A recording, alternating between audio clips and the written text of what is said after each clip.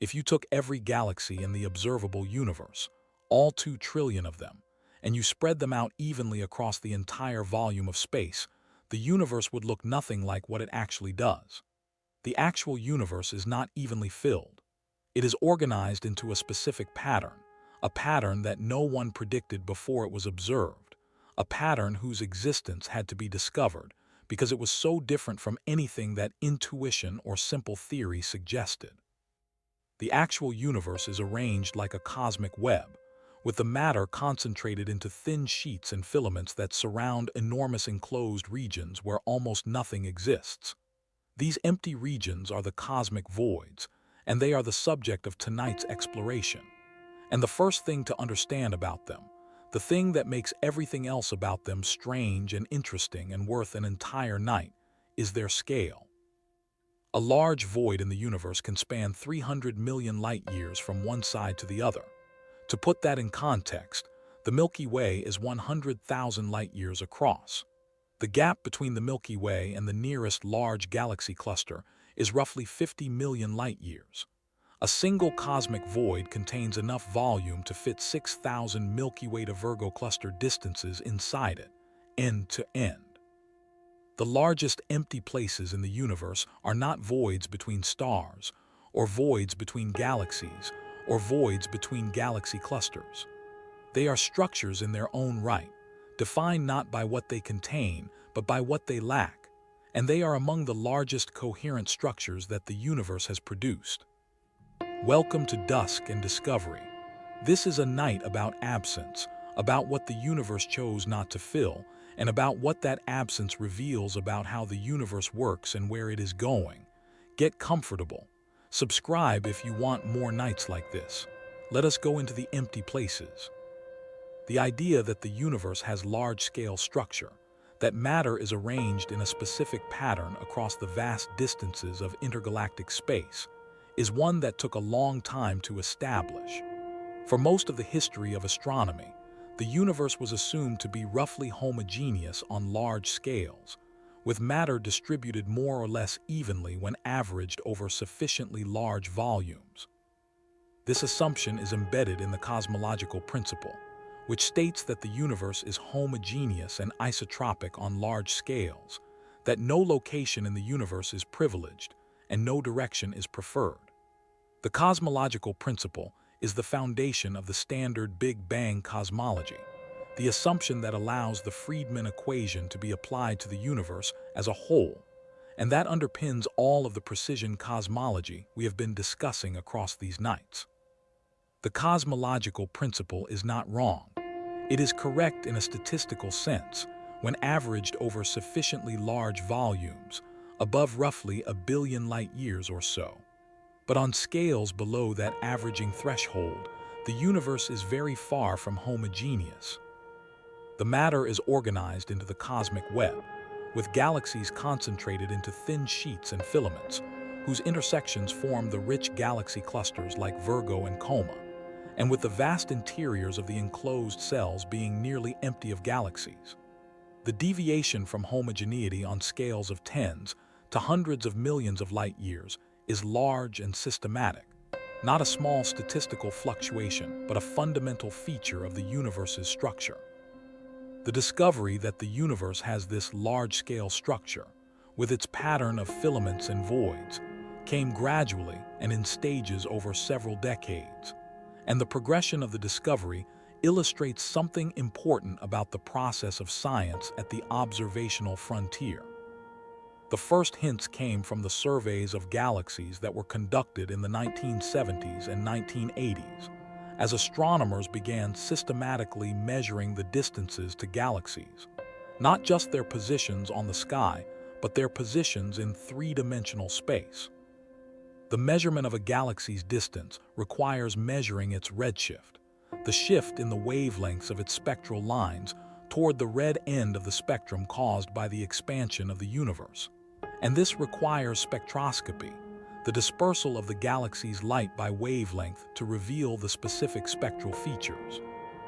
Margaret Geller and John Huckra at the Harvard-Smithsonian Center for Astrophysics began a systematic survey of galaxy redshifts in the 1980s that produced some of the most striking and most influential images in the history of cosmology. The CFA Redshift Survey, as it was called, mapped the positions of thousands of galaxies within a slice of the sky, plotting their positions not just by their direction on the sky, but by their distance from Earth as determined by their redshifts. The resulting maps showed not a uniform distribution of galaxies, but a specific and dramatic structure. Galaxies arranged in thin curved sheets and filaments, with large empty regions between them. The image of the survey results, published in 1986, showed what appeared to be a stick figure, a pattern of galaxy concentrations that were immediately named the Great Wall when the survey was extended, and a coherent sheet of galaxies more than 500 million light-years long was revealed. The Great Wall, as identified by Geller and Huckra, was at the time the largest known structure in the universe. But even more striking than the wall itself were the empty spaces that the survey revealed on either side of it. The voids between the filaments and walls were not small gaps between galaxy concentrations. They were enormous regions, spanning tens to hundreds of millions of light-years, that contained very few galaxies. The contrast between the dense concentrations of galaxies along the filaments and the near-emptiness of the interior regions was stark and immediately apparent in the survey maps. The universe had structure, and that structure was organized not around concentrations of matter, but around absences of matter. The initial reaction to these observations was mixed. Some astronomers were struck by the dramatic visual impression of the structure, and immediately recognized that the large-scale distribution of galaxies was telling them something fundamental about the universe. Others were cautious, noting that the surveys covered only a small fraction of the sky, and that the specific features seen in the early surveys might not be representative of the universe as a whole. The controversy about the reality and the extent of the large-scale structure of the universe continued through the late 1980s and into the 1990s, as successive surveys extended the volume mapped and the number of galaxies included. The resolution of the controversy came through a combination of larger surveys and more sophisticated statistical analysis. As the surveys grew to encompass millions of galaxies rather than thousands, and as the volume mapped grew to encompass hundreds of millions to billions of light-years in extent, the picture became clear and unambiguous. The universe does have large-scale structure. The structure takes the form of the cosmic web, with galaxies concentrated into thin sheets and filaments that surround large empty voids. The voids are not statistical fluctuations or artifacts of the survey geometry. They are real, persistent features of the large-scale distribution of matter, and they are the dominant structural feature of the universe on scales of tens to hundreds of millions of light-years. The Sloan Digital Sky Survey, which began taking data in 2000 and has continued in various phases since, produced the most comprehensive three-dimensional map of the large-scale structure of the universe ever assembled. The SDSS measured the positions and redshifts of more than 3 million galaxies, covering a substantial fraction of the sky to distances of several billion light-years. The three-dimensional maps produced from the SDSS data showed the cosmic web in exquisite detail. The filaments, the walls, the clusters at the intersections, and most prominently the voids. The voids in the SDSS maps range in size from a few tens of millions of light-years for the smaller ones to several hundred millions of light-years for the largest, and they dominate the volume of the universe. The fraction of the universe's volume occupied by voids, as measured in the SDSS and confirmed by subsequent surveys, is approximately 80%. The matter we see, the galaxies and clusters and filaments that we can observe, occupies only about 20% of the total volume. The universe is, by volume, mostly empty. Mostly empty in a very specific sense. The voids are not empty in the absolute sense of containing nothing. They contain dark matter, though at lower densities than the surrounding filaments and clusters. They contain the diffuse hot gas of the warm hot intergalactic medium. spread too thin to be seen in visible light, but detectable in X-rays and far ultraviolet absorption. They contain isolated galaxies, though far fewer than the surrounding structures. They contain the quantum vacuum with its zero-point fluctuations and its vacuum energy. They contain the relic photons of the cosmic microwave background and the relic neutrinos of the cosmic neutrino background, present everywhere with equal density regardless of the large-scale structure. The voids are empty in the sense of being devoid of the concentrations of matter that we call galaxies and clusters, not empty in the sense of containing literally nothing. But relative to the surrounding filaments and walls, they are dramatically underdense, with matter densities 5 to 10 times lower than the cosmic average and galaxy number densities even lower than that. To understand how the cosmic voids came to exist, how the universe organized itself into a web of matter-rich filaments surrounding matter-poor voids, you need to understand the process of structure formation in the universe, the physics by which the initially nearly smooth distribution of matter after the Big Bang developed the complex organized structure we observe today. The process is called gravitational instability, and it is one of the most fundamental and most far-reaching consequences of the fact that gravity is an attractive force. In the early universe, after recombination when the CMB was released, the distribution of matter was almost but not quite uniform. The density fluctuations were tiny, of order 1 part in 100,000, seeded by the quantum fluctuations of the inflationary epoch. But gravity does not require large fluctuations to produce structure.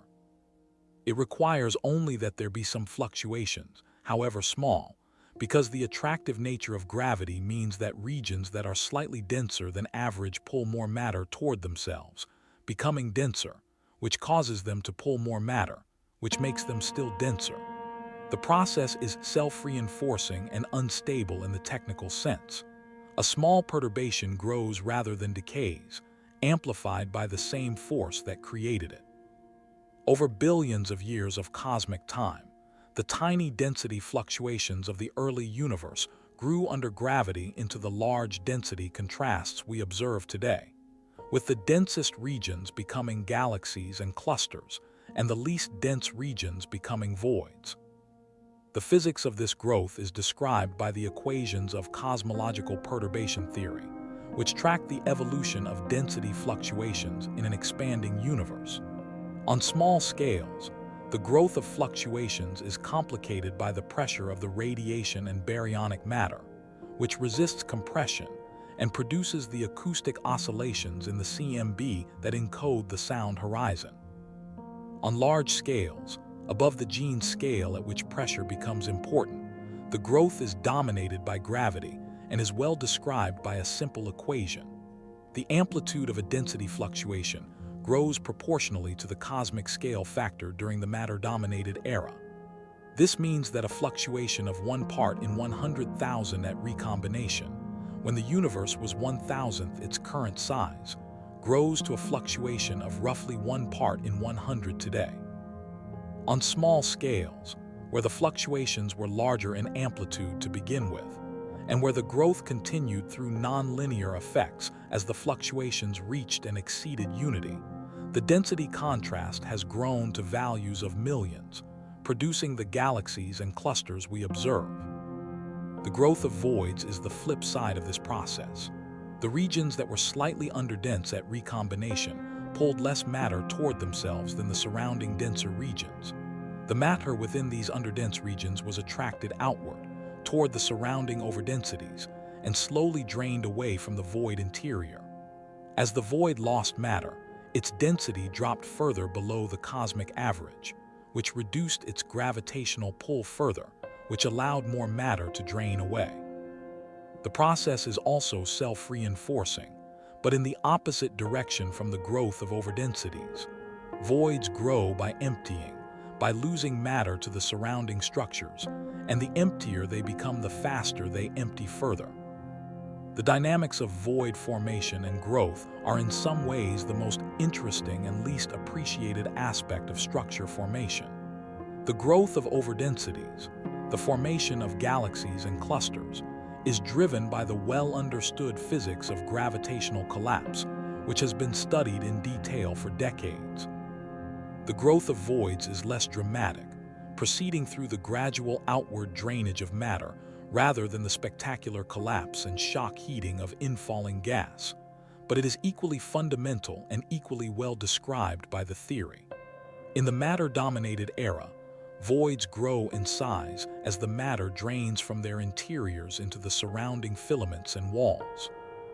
Their edges sharpen over time as the outflow of matter produces a pileup of density at the boundary between the void interior and the surrounding structure, and they expand in comoving coordinates, meaning that they grow in physical size not just because of the expansion of the universe, but because matter is actively flowing out of them. The expansion of voids in comoving coordinates is an important distinction from the expansion of overdense structures. Galaxy clusters and massive galaxies are gravitationally bound systems that have decoupled from the Hubble flow. The expansion of the universe carries the clusters and galaxies away from each other on large scales, but within each bound system, the internal gravity overwhelms the expansion, and the system's size does not increase with the overall expansion. Voids are the opposite. They are not gravitationally bound in any sense, and their growth in comoving coordinates reflects not just the overall expansion of the universe, but the active outflow of matter from their interiors. The matter in a void is being pushed outward toward the surrounding filaments by the gentle, repulsive, effective pressure of the underdensity itself. This outward flow of matter from void interiors is one of the observational signatures of voids that has been studied in detail using galaxy surveys. The galaxies near the edges of voids, in the shells of matter that define the void boundary, show a specific pattern of peculiar velocities. They are moving away from the void center, outward toward the filaments and walls. This outward motion produces a specific distortion in the appearance of voids in redshift surveys, because the peculiar velocities of the galaxies add to or subtract from the Hubble recession velocity and change the apparent distances inferred from the redshifts. This effect, called redshift space distortion, is a powerful probe of the dynamics of structure formation and has been used to measure the growth rate of structure in the universe with high precision. The specific way in which voids are distorted in redshift space is different from the way overdense structures are distorted, and this difference provides a clean observational signal for the dynamics of void evolution. Overdense structures, like clusters and filaments, appear compressed in the radial direction in redshift space because the peculiar velocities of their member galaxies add scatter along the line of sight.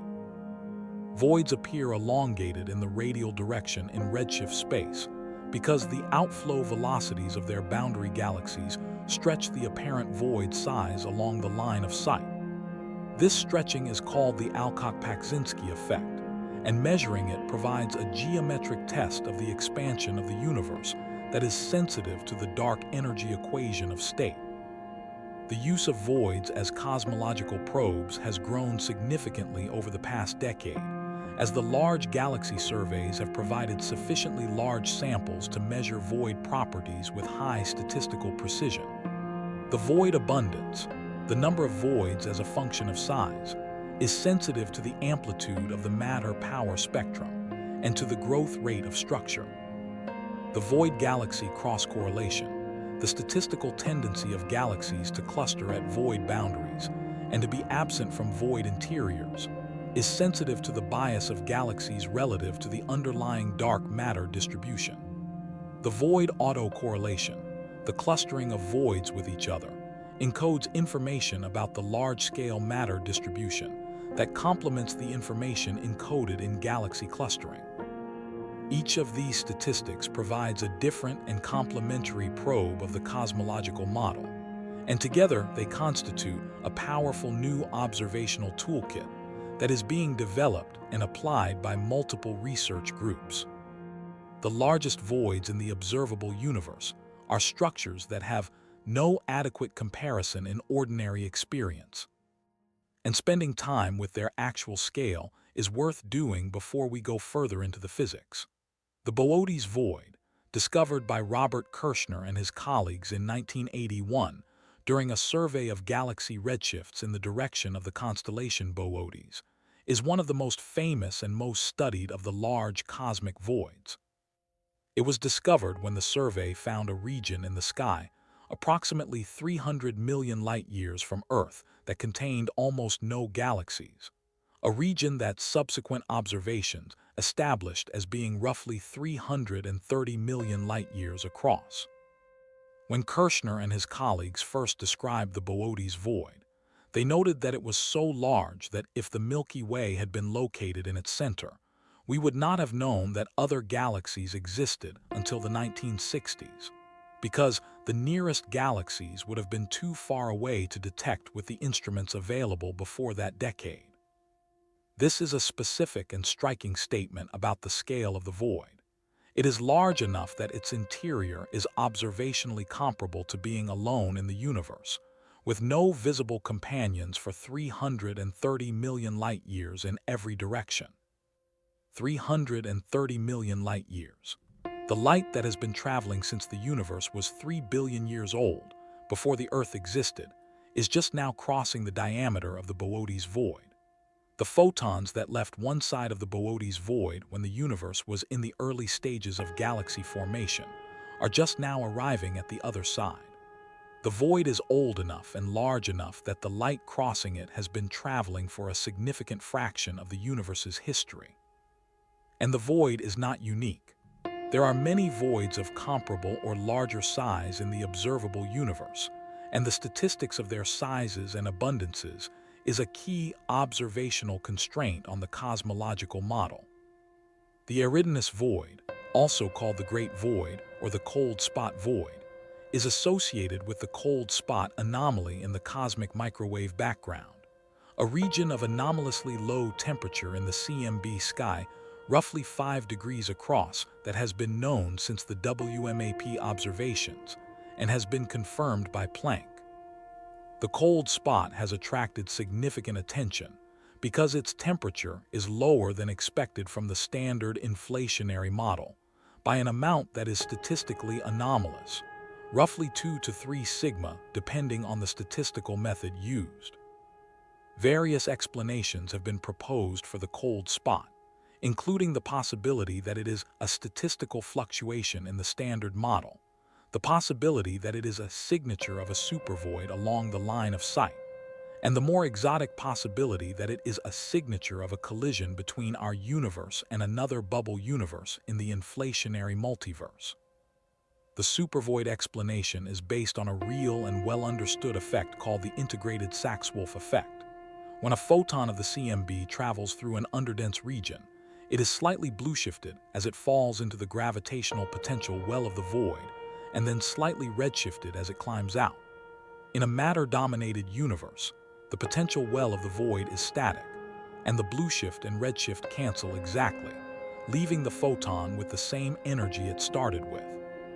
But in a dark energy-dominated universe, the potential well of the void decays while the photon is inside it, because the accelerating expansion changes the depth of the gravitational potential.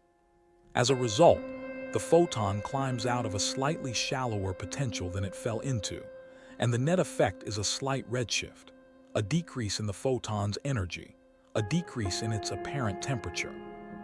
The integrated Sachs-Wolf effect, therefore, predicts that the direction of a large void should appear slightly cold in the CMB.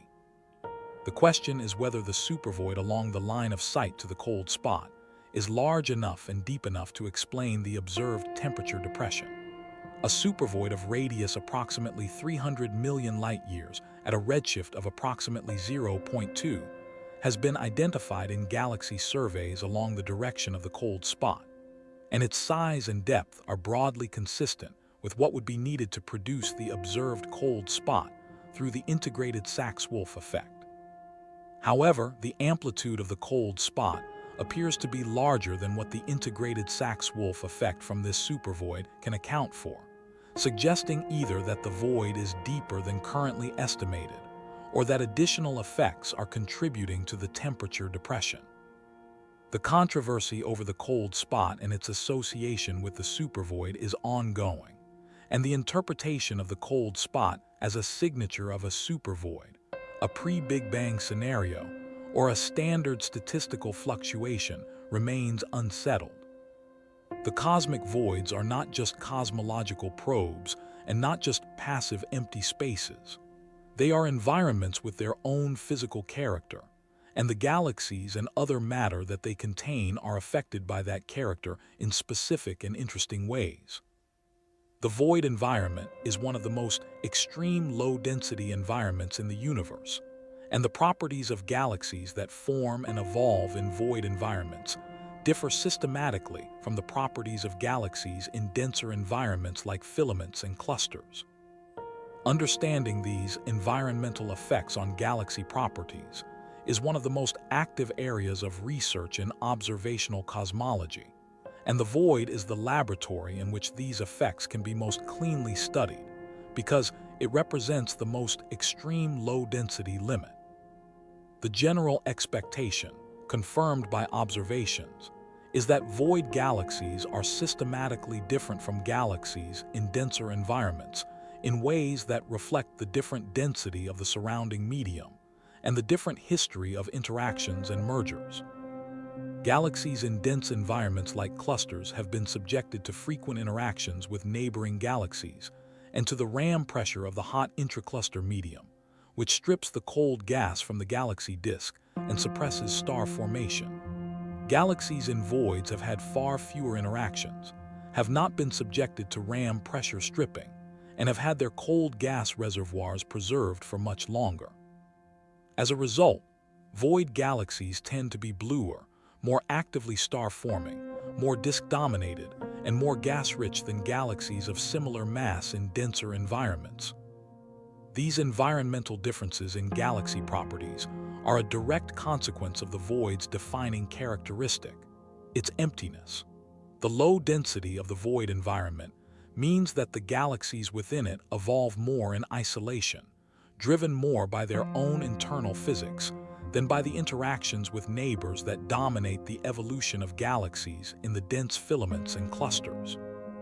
Void galaxies are in some sense more pristine, less processed by environmental effects, closer to their initial configuration than their counterparts in denser environments. They are the galaxies that the universe left alone, and in leaving them alone, it preserved a record of what galaxies look like when they evolve without the complication of environmental harassment. The void is also a specific environment for the formation of new galaxies. The low density of the void interior means that the gas within it cools more slowly and collapses into galaxies less efficiently than in the denser surrounding regions. The galaxies that do form within the void tend to be smaller and less massive than those that form in the filaments, because the smaller density fluctuations within the void are slower to collapse and have less gas to draw on when they do. The void galaxy population, therefore, tends to be dominated by low-mass, low-luminosity systems, dwarf galaxies, and low-surface brightness galaxies, which are difficult to detect, but are actually the most numerous type of galaxy in the universe by number, even if not by total stellar mass. The detection and characterization of the dwarf galaxy population in void environments is one of the frontiers of observational astronomy, because the low surface brightness of these galaxies makes them challenging to find with conventional survey techniques.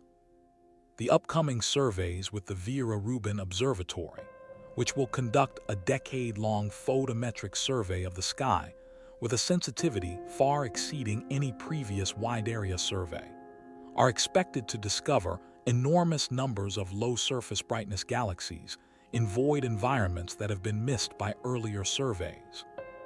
The characterization of this population will provide a direct test of the predictions of the standard model of structure formation for galaxy formation in low-density environments, and may reveal discrepancies between the model predictions and the observations that point toward new physics. The specific predictions of the standard model for the void galaxy population are one of the areas where the tension between theory and observation has been most significant. The standard cold dark matter model, in which structure forms hierarchically through the merging of small halos into progressively larger ones, predicts a specific number of low-mass halos within void environments. The observed number of dwarf galaxies in voids is lower than this prediction, in the same way that the observed number of dwarf satellites around the Milky Way is lower than the prediction, a problem known as the missing satellites problem. The resolution of this discrepancy, whether through modifications of the dark matter model or through better understanding of the baryonic processes that suppress galaxy formation in small halos, is one of the outstanding problems of cosmological structure formation.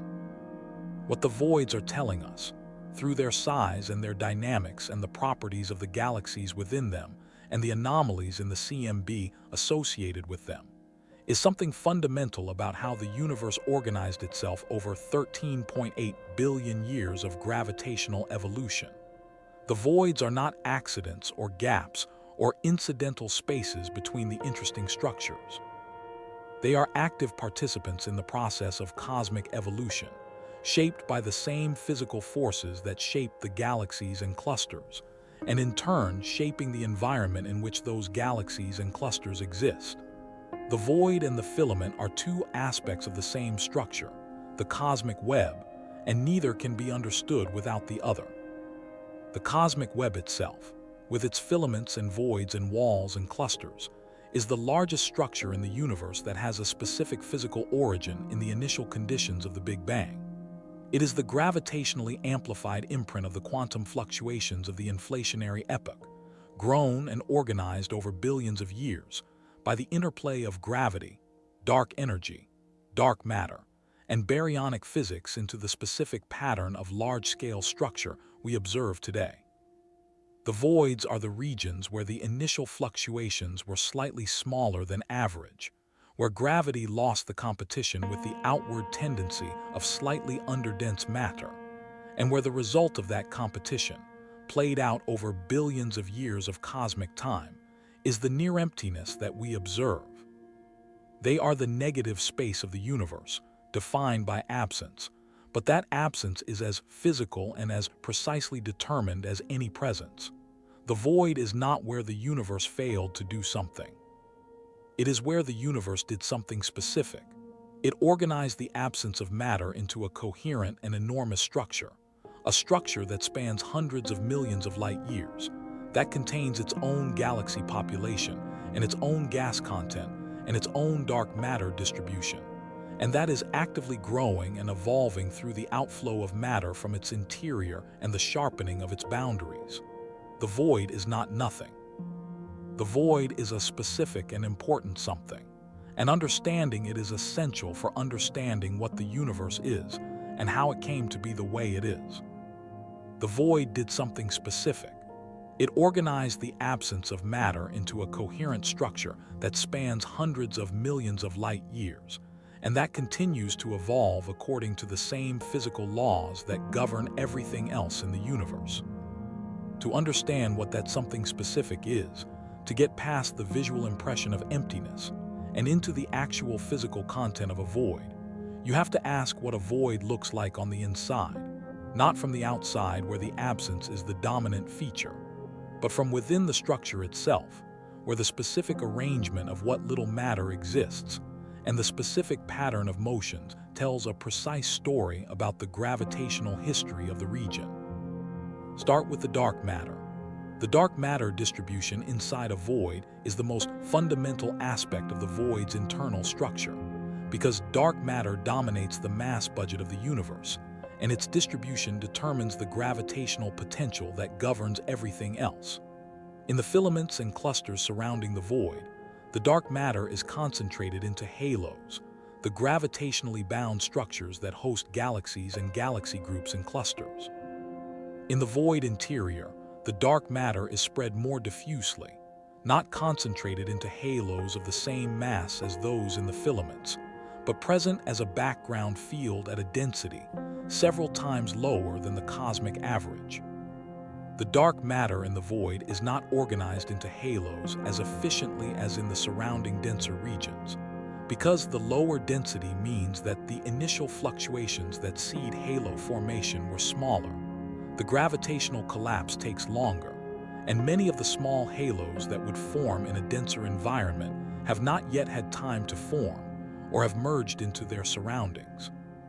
The specific dark matter density profile of a void, the way the dark matter density varies from the void center to the void edge, has a characteristic shape that is one of the most robust predictions of the standard model of structure formation. Near the center of a void, the dark matter density is at its minimum, typically 5 to 10 times lower than the cosmic average. Moving outward from the center toward the void boundary, the density rises gradually and then more steeply as you approach the wall of the void. At the void boundary, the density reaches and then exceeds the cosmic average, because the matter that has drained from the void interior has piled up in a shell at the boundary, creating a slight overdensity that marks the transition from the void interior to the filamentary structure surrounding it. Beyond the void boundary, the density continues to rise through the filament into the cluster nodes, where it reaches values many times the cosmic average. This characteristic profile, with a flat underdense interior, a steep rise at the boundary, and a slight overdensity at the boundary shell, is sometimes called the void density profile, and it has been measured in galaxy surveys by stacking many voids of similar size and computing the average galaxy density as a function of distance from the void center.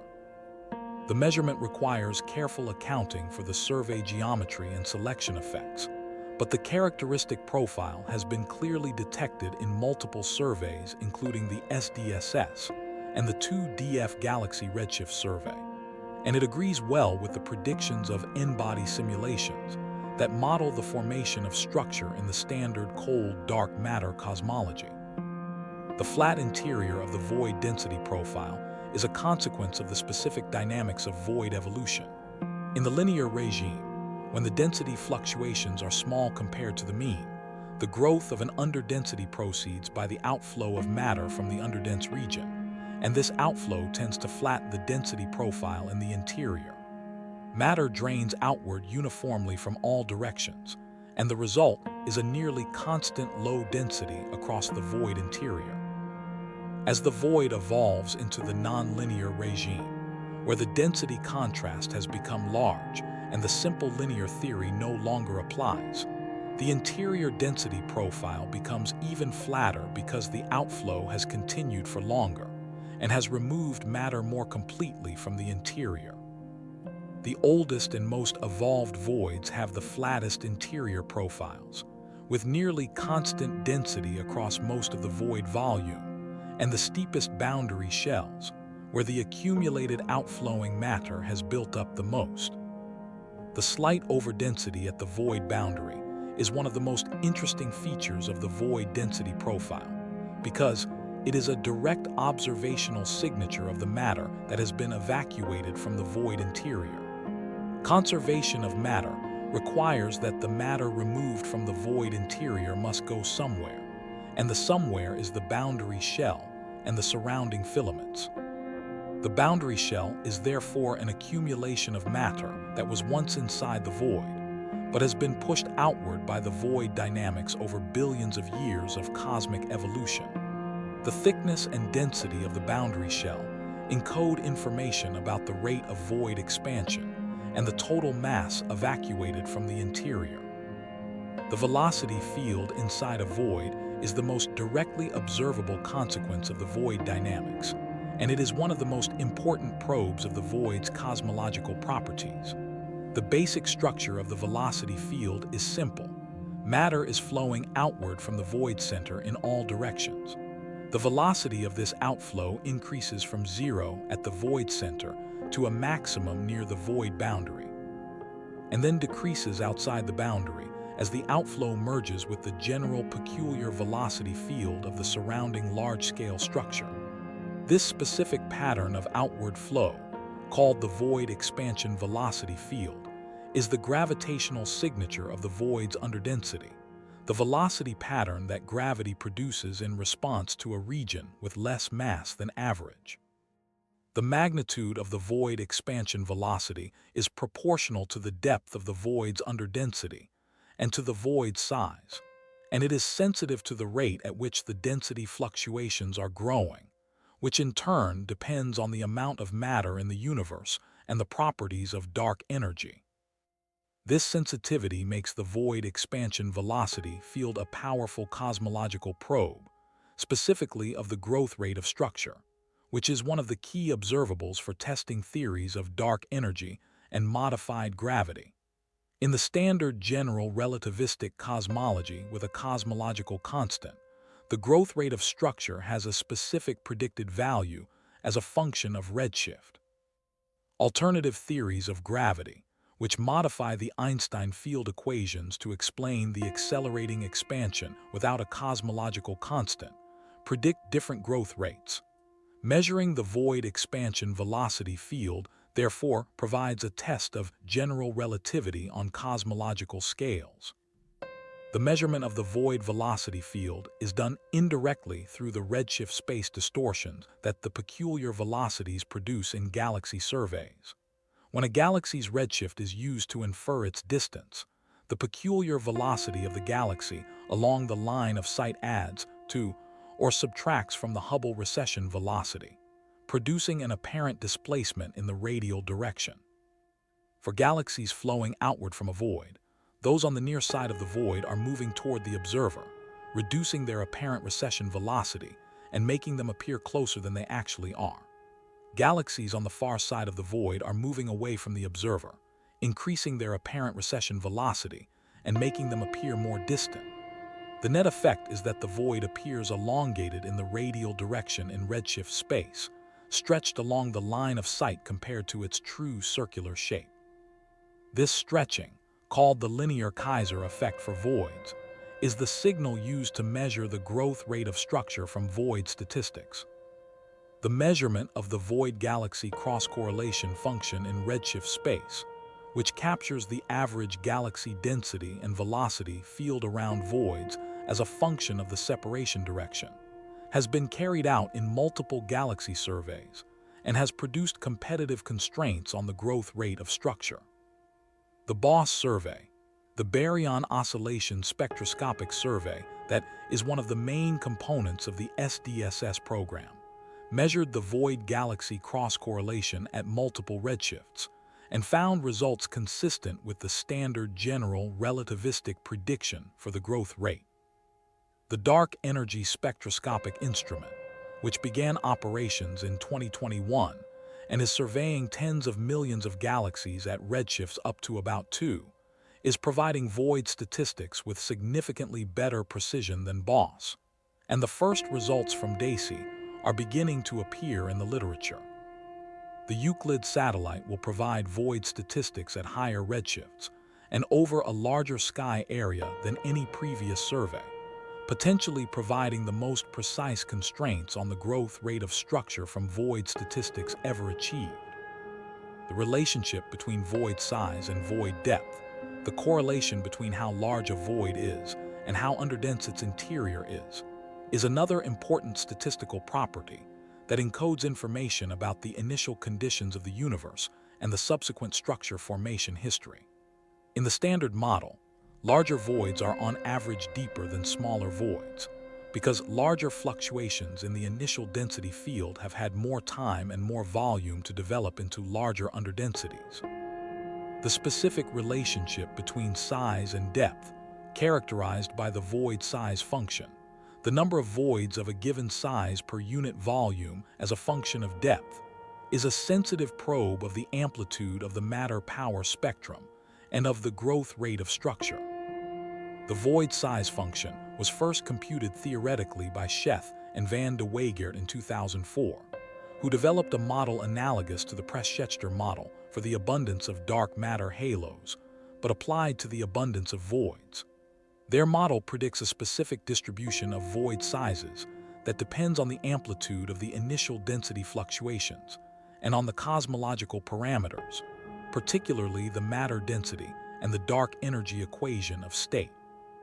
The measured void size function in galaxy surveys has been compared to the Scheth van de Weygert prediction and to the predictions of n-body simulations, and the agreement is generally good, though there are discrepancies at the large void end that may reflect the complexity of the void merging and fragmentation processes that are not fully captured by the simple analytical model. Void merging is one of the most interesting aspects of void evolution that distinguishes voids from the more familiar objects of cosmological structure formation, the dark matter halos. Dark matter halos grow by merging with other halos, with smaller halos combining to form larger ones in a hierarchical process. Voids also grow by merging, but the process is different in character because voids are not bound objects, and their boundaries are defined by the surrounding structure rather than by their own self-gravity. When two voids are adjacent, separated only by a thin sheet of matter, that sheet can be destabilized by the outflow from both voids simultaneously and eventually disrupted. When the sheet disappears, the two voids merge into a single larger void with the combined volume of both. This void merging process is one of the mechanisms by which the largest voids in the universe grew to their current enormous sizes, by absorbing neighboring voids over billions of years of cosmic evolution. The void fragmentation process is the opposite. A large void can be fragmented by the formation of a small halo within its interior, which creates a local overdensity that divides the void into smaller subvoids. The balance between void merging and void fragmentation determines the distribution of void sizes at any given time, and both processes are driven by the same gravitational dynamics that govern the rest of structure formation. N-body simulations that track the full nonlinear evolution of the density field are the primary tool for understanding these processes in detail, because the analytical models are too simple to capture the complexity of the merging and fragmentation dynamics. The distribution of void sizes in the universe today is a snapshot of the balance between merging and fragmentation that has evolved over the entire history of structure formation. The smallest voids, those of a few tens of millions of light years in size, were present from relatively early times and have either grown by merging or been fragmented by internal halo formation or absorbed by the surrounding structure. The largest voids, those of hundreds of millions of light years, are the survivors of a long process of merging and growth, structures that have not been fragmented by internal halo formation and have absorbed their smaller neighbors over billions of years. The largest voids in the observable universe today are therefore in some sense the oldest and most evolved structures of their type, the voids that have had the most favorable history of merging and the least unfavorable history of fragmentation. The specific question of whether there are voids in the observable universe that are too large to be consistent with the standard cosmological model is one that has been discussed since the discovery of the Boötes Void.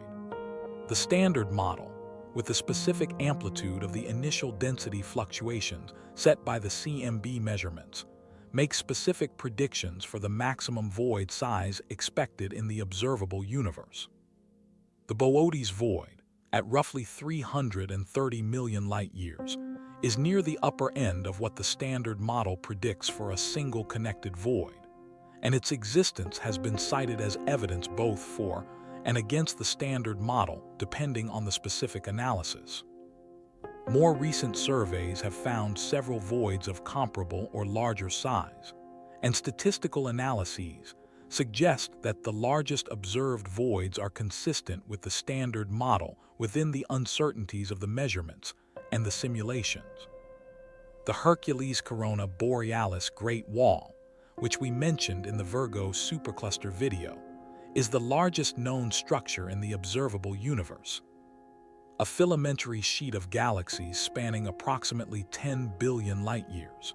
If real, it would imply the existence of corresponding voids of comparable scale, far larger than anything predicted by the standard model for a universe of the current age.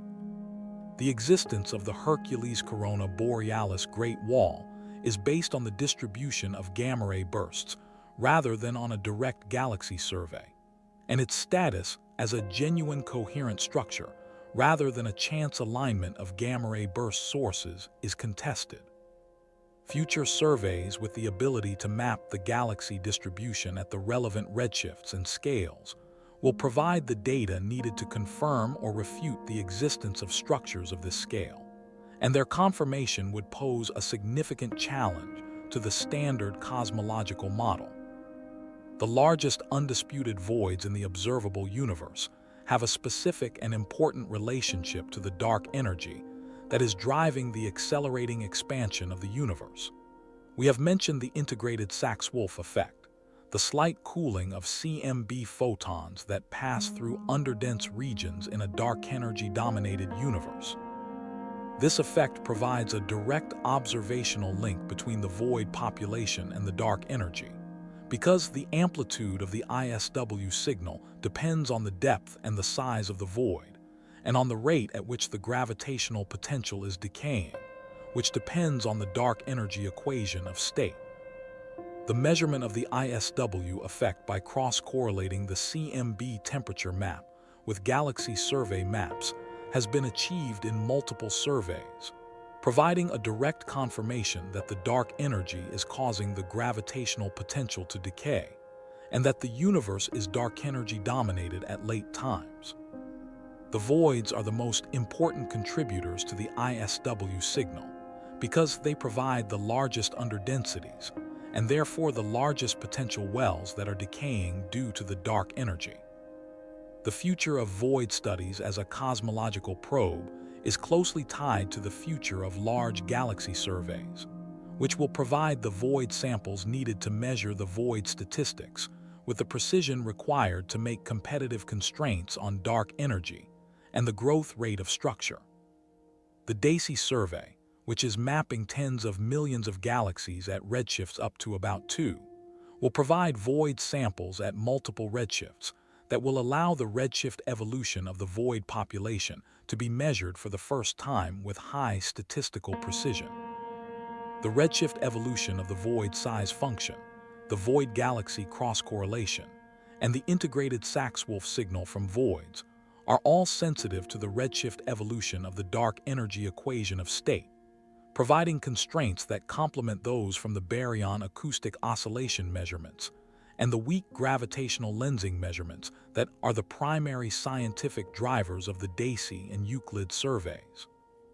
The Euclid satellite, whose primary scientific goals are the measurement of the dark energy equation of state through baryon acoustic oscillations and weak gravitational lensing, will also provide an enormous and homogeneous void catalog as a natural byproduct of its galaxy survey. The Euclid Void Catalog is expected to contain tens of millions of voids at redshifts up to about 2, far more than any previous survey, and the statistical analysis of this catalog will provide the most precise measurements of the void statistics ever obtained. The Euclid collaboration has already begun developing the void analysis pipelines needed to extract cosmological information from the void catalog, and the first void results from Euclid are expected within the next few years as the survey data accumulates. The Vera Rubin Observatory, which is beginning its decade-long legacy survey of space and time in the Southern Hemisphere, will provide a complementary void catalog at lower redshifts, but with deeper photometric coverage that will be sensitive to the low surface brightness void galaxies that have been missed by previous surveys.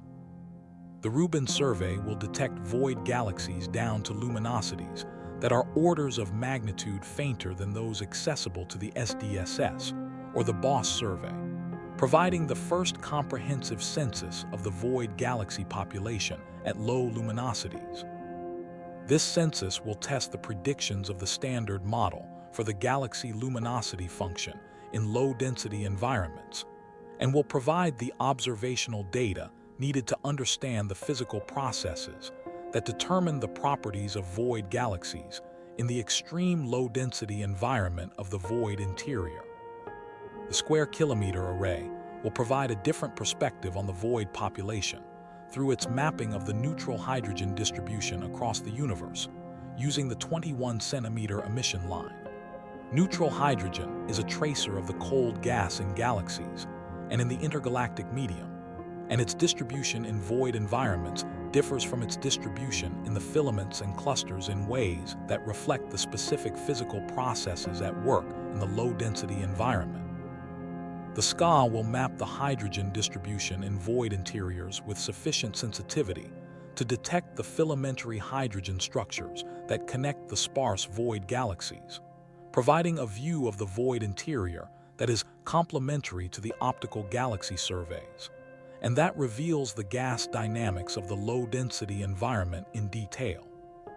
The specific predictions of the standard model for the void hydrogen distribution are one of the less well-tested aspects of the model, because current radio surveys do not have sufficient sensitivity to detect the diffuse hydrogen in void interiors at cosmological distances. The SCA's increased sensitivity will fill this gap, providing observational constraints on the hydrogen content of voids at multiple redshifts, and comparing them to the predictions of hydrodynamical simulations that include the baryonic physics of gas cooling, star formation, and feedback. The comparison between the observed and predicted hydrogen distributions in voids will test the standard model's predictions for the baryon physics in the lowest density environments in the universe, and may reveal discrepancies that point toward modifications of the baryonic physics or of the dark matter model. The voids are also interesting in the context of the search for the missing baryons, the fraction of ordinary matter that is not observed in stars and galaxies and clusters, but that must exist according to the predictions of Big Bang nucleosynthesis and the CMB measurements. The warm-hot intergalactic medium, the diffuse hot gas at temperatures between 10,000 and 10 million degrees that fills the cosmic web, is thought to contain a significant fraction of the missing baryons, with the largest contribution coming from the gas in the void interiors and the void boundary shells, rather than from the denser gas in the filaments and clusters. The detection of the WIM in voids is challenging because the gas is diffuse and low in temperature, producing only weak X-ray emission and faint absorption features in the spectra of background quasars. Current X-ray observatories, including Chandra and XMM Newton, have detected the WIM in absorption against bright background quasars along lines of sight that pass through the outskirts of filaments and the boundary regions of voids. The detections are consistent with the predictions of hydrodynamical simulations for the WIM abundance and temperature, but the statistics are limited by the small number of bright background quasars at the relevant redshifts. Future X-ray observatories with larger collecting areas and better spectral resolution, including the proposed Athena satellite from the European Space Agency, will provide the sensitivity needed to detect the WIM in absorption along many more lines of sight, and to map its distribution in void environments with high precision. The Athena survey of the WIM will test the predictions of hydrodynamical simulations for the baryon distribution in the cosmic web, and will provide the most complete census of the missing baryons in the universe. The void environment is not only a laboratory for studying the physics of structure formation and the properties of dark energy, it is also a potential natural laboratory for testing modifications of gravity that have been proposed as alternatives to the cosmological constant as the explanation for the accelerating expansion. Many theories of modified gravity, including F of R gravity and scalar tensor theories, predict different growth rates of structure than general relativity, and these differences are most pronounced in the lowest density environments, where the modifications of gravity are least screened by the local matter density. The screening mechanisms that make modified gravity theories viable in the solar system, where general relativity is extremely well tested, also suppress the modifications in the dense filaments and clusters where they would otherwise produce observable effects. But in the void interior, where the matter density is very low, the screening is less effective and the modifications of gravity are more pronounced. This means that voids are among the best environments in the universe for testing modifications of gravity, because the modifications are less screened and more observable in the low-density void environment than in the high-density environments of galaxy clusters and filaments. The void galaxy velocity field and the void density profile are two of the primary observables that are sensitive to modifications of gravity in the void environment, and measurements of these observables in current and future surveys will provide some of the most powerful constraints on modified gravity theories available. The combination of void statistics from galaxy surveys with constraints on the growth rate of structure from the CMB and from weak gravitational lensing will allow the standard general relativistic cosmology to be tested on cosmological scales with a precision that is not achievable with any single observational probe. The thermal Sunyaev-Zeldovich effect, which produces a specific spectral distortion of the CMB photons that pass through hot gas, has been used to detect the gas in galaxy clusters and to measure the gas pressure integrated along the line of sight.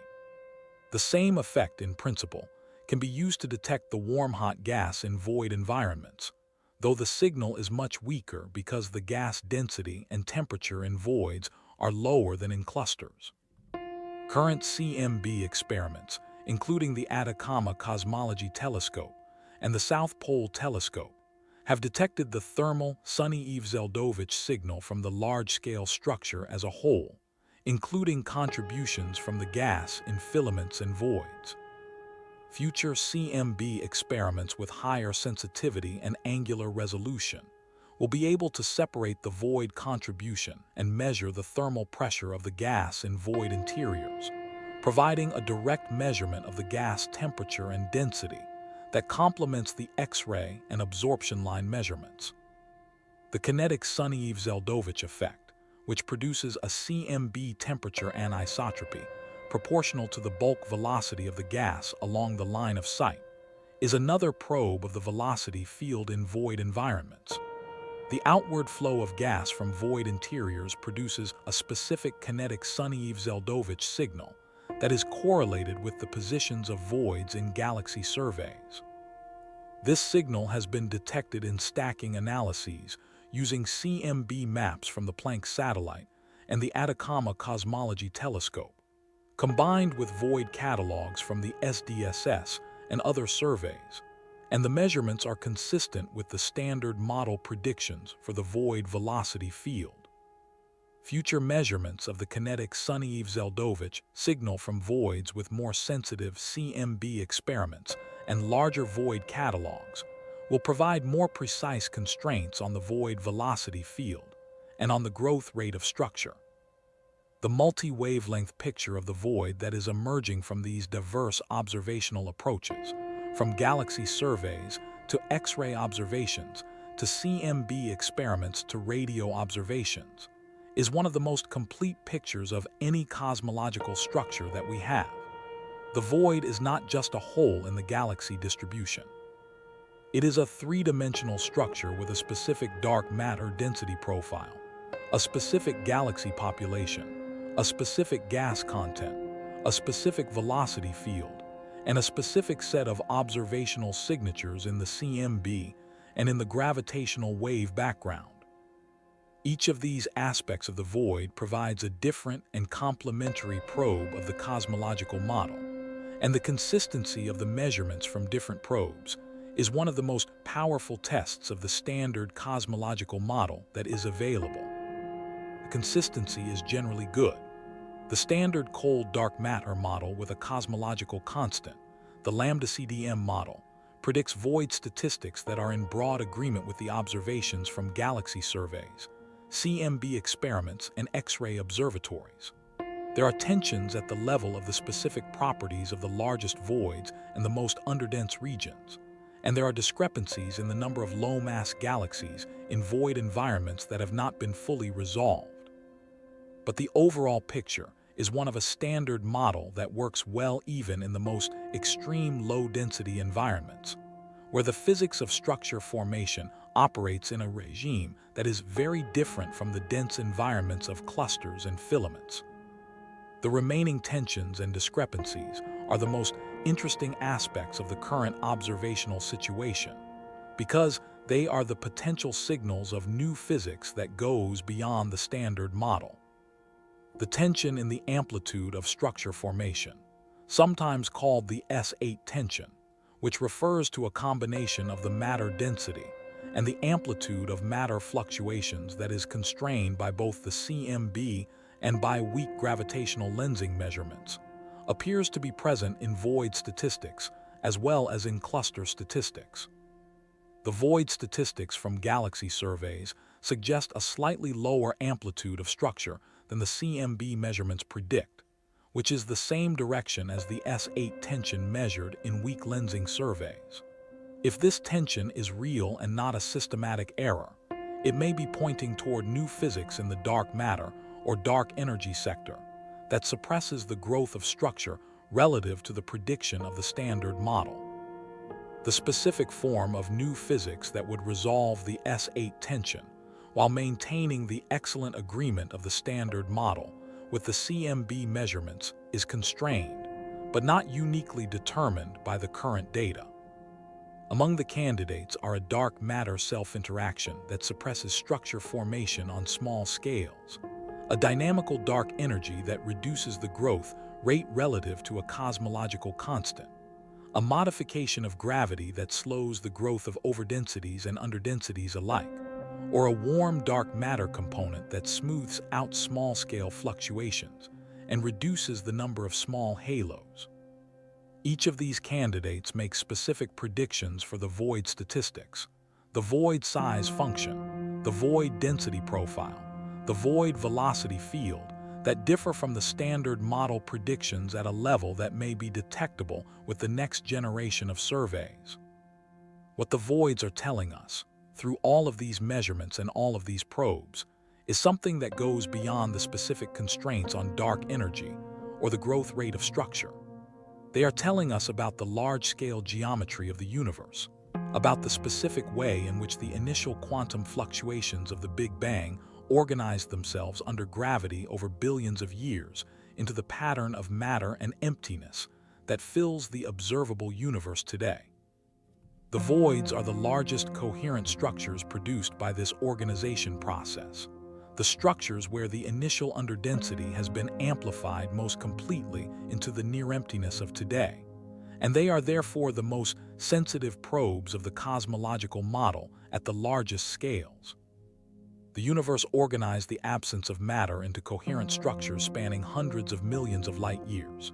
It did this through gravity, the simplest and most universal of the forces, acting on the tiniest fluctuations in the initial density field for billions of years, amplifying them patiently and relentlessly until the small became large, the slight became dramatic, and the nearly uniform early universe became the structured web of matter and void that we observe today. The void is the most complete expression of this process in the underdense direction, the structure that resulted from the universe's patient work of emptying a region, pushing its matter outward, and maintaining the emptiness against the inward tendency of gravity by the specific geometry of the surrounding structure that the outflowing matter has reinforced. That process is not finished. The voids are still growing. The matter is still flowing outward. The filaments at the void boundaries are still accumulating the matter that the voids are releasing. The dark energy is still accelerating the expansion, making the void environment more extreme over time as the overall matter density of the universe decreases with the expansion. The universe is continuing to organize itself, continuing to amplify the structure, continuing to make the dense regions denser and the empty regions emptier. The voids of today are not the largest voids that will ever exist. They are the voids of the current epoch, the voids that have grown from the initial fluctuations over the current age of the universe. And they will continue to grow as long as the cosmic web continues to evolve. In the far future, as the dark energy accelerates the expansion and the matter density drops towards zero, the voids will dominate the universe's volume even more completely than they do today. The matter that currently fills the filaments and clusters will be locked into the gravitationally bound structures that resist the expansion, while the space between those structures, the void space, will grow with the expansion without limit. The ratio of void volume to filled volume will increase monotonically toward the future, and the universe will become ever more dominated by the specific kind of organized absence that the voids represent. The universe is, in the long run, becoming more void-like, more empty, more organized around absence than around presence. This trajectory toward increasing void dominance is itself a consequence of the dark energy, the same vacuum energy that fills the voids with a constant energy density, even as everything else dilutes with the expansion. The voids are the natural environment of dark energy, the regime where the vacuum energy is the dominant contribution to the total energy density, where the gravitational effects of matter are negligible, and the expansion is governed purely by the energy of empty space. The voids are, in this sense, the future of the universe writ small and early, a preview of the dark energy-dominated empty universe that will characterize the far future of the stelliferous era and the long ages that follow it. The voids are the future of the universe previewed in the present. That sentence carries a specific and striking implication. If you want to know what the universe will look like in the far future, after the stelliferous era has ended, and the matter has locked into its final gravitationally bound configurations, while the space between those configurations expands forever, you do not need to extrapolate billions of years forward. You can look at a cosmic void today, and you will see something close to the terminal state of the universe already realized in the present, not because the void has reached heat death, but because the void represents the most complete local realization of what happens when dark energy wins. When the matter is evacuated, when the expansion is the dominant dynamic, when the space is large and the matter is sparse, and the energy budget is dominated by the vacuum rather than by anything that clusters or burns or radiates in the conventional sense. The voids are previews. They are the future, expressed now, in the present epoch, across hundreds of millions of light years of space that the universe has already organized around emptiness. What would it actually be like to be inside one of these structures? Not as a thought experiment about what a hypothetical observer there might experience, but as a specific physical question about what the environment of a cosmic void provides and what it withholds. The answer is one of the more striking results of thinking carefully about what the void is, because it is so different from the environment of the filaments and clusters that most of the observable universe's interesting events occur in. Begin with the night sky. A civilization inside the center of the Boötes Void, 330 million light-years from any galaxy cluster, would look up at a very different sky from the one we have. The sky would not be empty. There would be stars, because the civilization would live on a planet orbiting a star in some galaxy, and that galaxy would have its 100 billion or so stars visible across the local volume. But the sky beyond the galaxy would be dramatically darker. The nearest large galaxy cluster would be approximately 150 million light-years away in every direction, which means the nearest comparable collection of galaxies would be farther from this civilization than the Virgo cluster is from us. And Virgo is already so distant that its light is invisible to the naked eye. The sky beyond the local galaxy would show only the faintest smears of distant galaxies at the periphery of the void, visible only through powerful telescopes. More significantly, the cosmic microwave background, the ancient glow of the Big Bang that fills all of space, would be the same for a void civilization as for us. The CMB is everywhere, uniform across the sky to 1 part in 100,000, unaffected by the local matter distribution. But the large-scale structure that the CMB photons have passed through on their way to the observer would be different. For an observer in the center of the Boötes Void, the CMB photons arriving from most directions would have passed through the interior of the void rather than through the filaments and clusters. These photons would have been very slightly reddened by the integrated Sachs-Wolf effect, as they traveled through the decaying gravitational potential of the underdense void region. The CMB, as seen from the void center, would be very slightly colder in the direction of the void interior and slightly warmer at the boundary directions, where the CMB photons would have passed through the slightly overdense boundary shells. The cold spot would surround the observer in all directions except toward the boundary. The galaxy distribution visible to a void civilization would be profoundly different from what we see. From the center of the Boötes Void, the galaxy distribution would appear as a shell of galaxies surrounding the observer in all directions at roughly equal distances, with the interior of that shell nearly empty and the exterior populated by the cosmic web of filaments and clusters that defines the void boundary. The universe would appear to have a center, or at least an approximately spherical structure centered on the observer's location, with the nearest galaxies distributed in a ring rather than spread across the sky in the complex multi-directional structure we see from our position near the edge of the local void. A civilization at the center of a large void would face a specific epistemological challenge in understanding the large-scale structure of the universe. The first hint of the cosmic web, the discovery that galaxies are not distributed uniformly, but are concentrated in sheets and filaments surrounding large empty regions, would be delayed for such a civilization, because from their position in the void center, the nearest galaxies would all be approximately equally distant in every direction, suggesting a structure centered on the observer rather than the complex multi-scale web that the universe actually has. The discovery that the shell of nearby galaxies is merely the boundary of a void, and that beyond it lies the full complexity of the cosmic web, would require reaching out to much greater distances than were needed by us from our position on the edge of a void, with good sight lines into the filamentary structure. The scientific development of a void civilization might also be influenced by the specific properties of the void environment in other ways.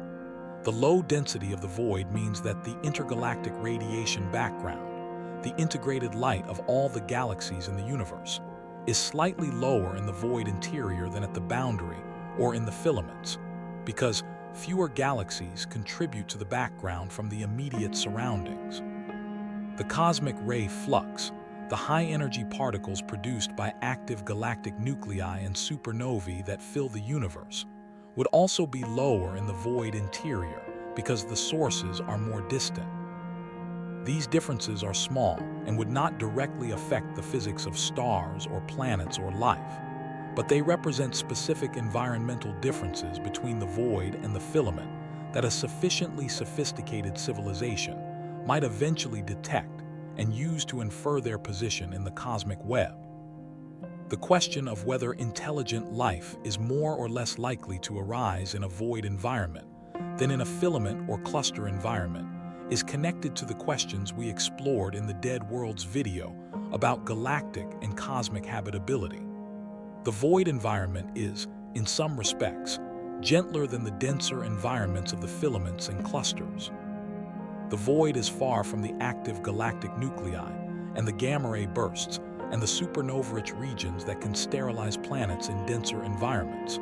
The radiation environment in the void is calmer. The frequency of gravitational interactions between galaxies is lower, meaning that planetary systems in void galaxies are less likely to be disrupted by close encounters between galaxies. The void is, in this sense, a quiet neighborhood in a universe that has many noisy ones. Against these advantages are some potential disadvantages. The void galaxies are, on average, less massive and less chemically enriched than galaxies in filaments and clusters, because they have had fewer generations of stellar evolution to build up the heavy elements needed for rocky planets and complex chemistry.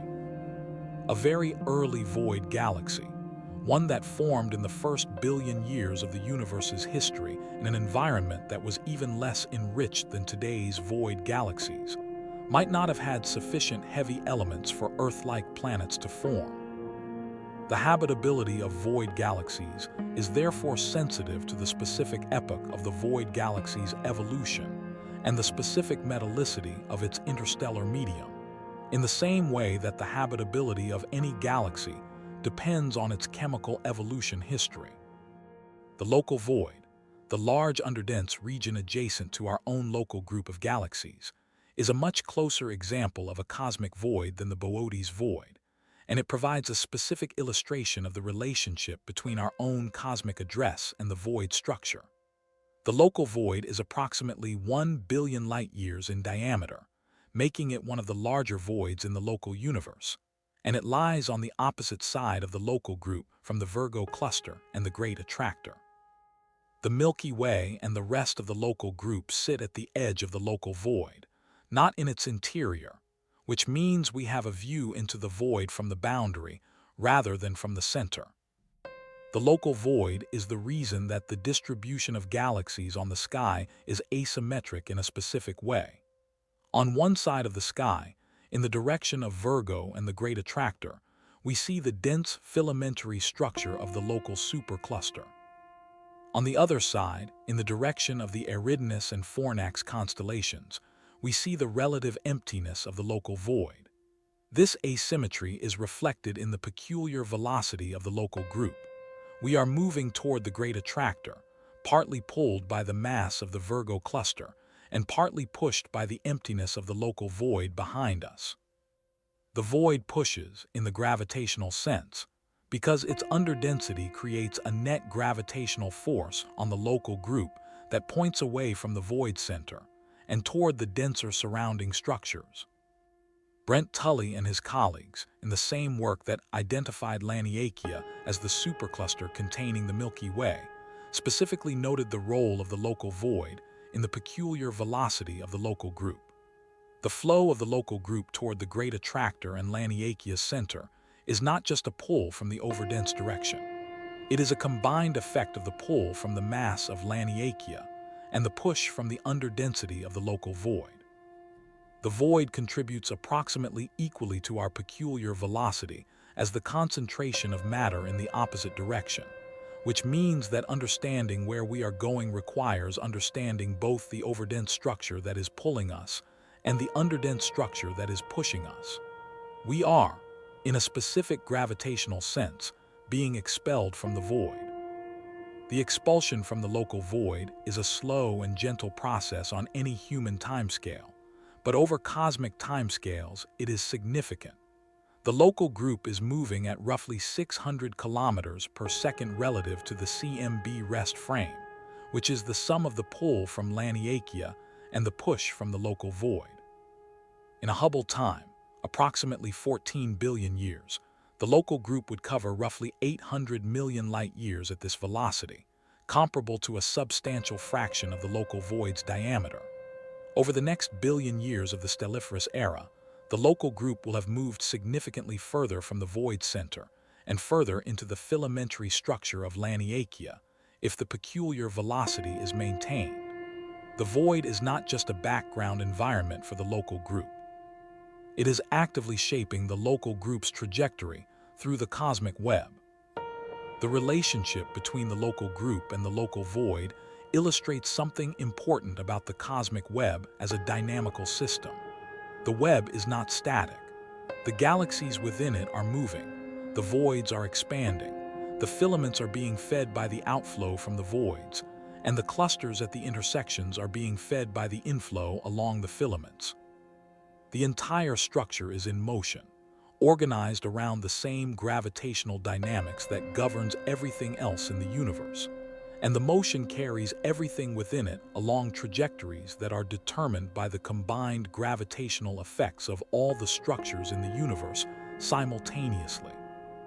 Our specific trajectory through the cosmic web, our motion away from the local void toward Laniakea's center, is a specific consequence of the specific arrangement of matter and void in our immediate cosmic neighborhood.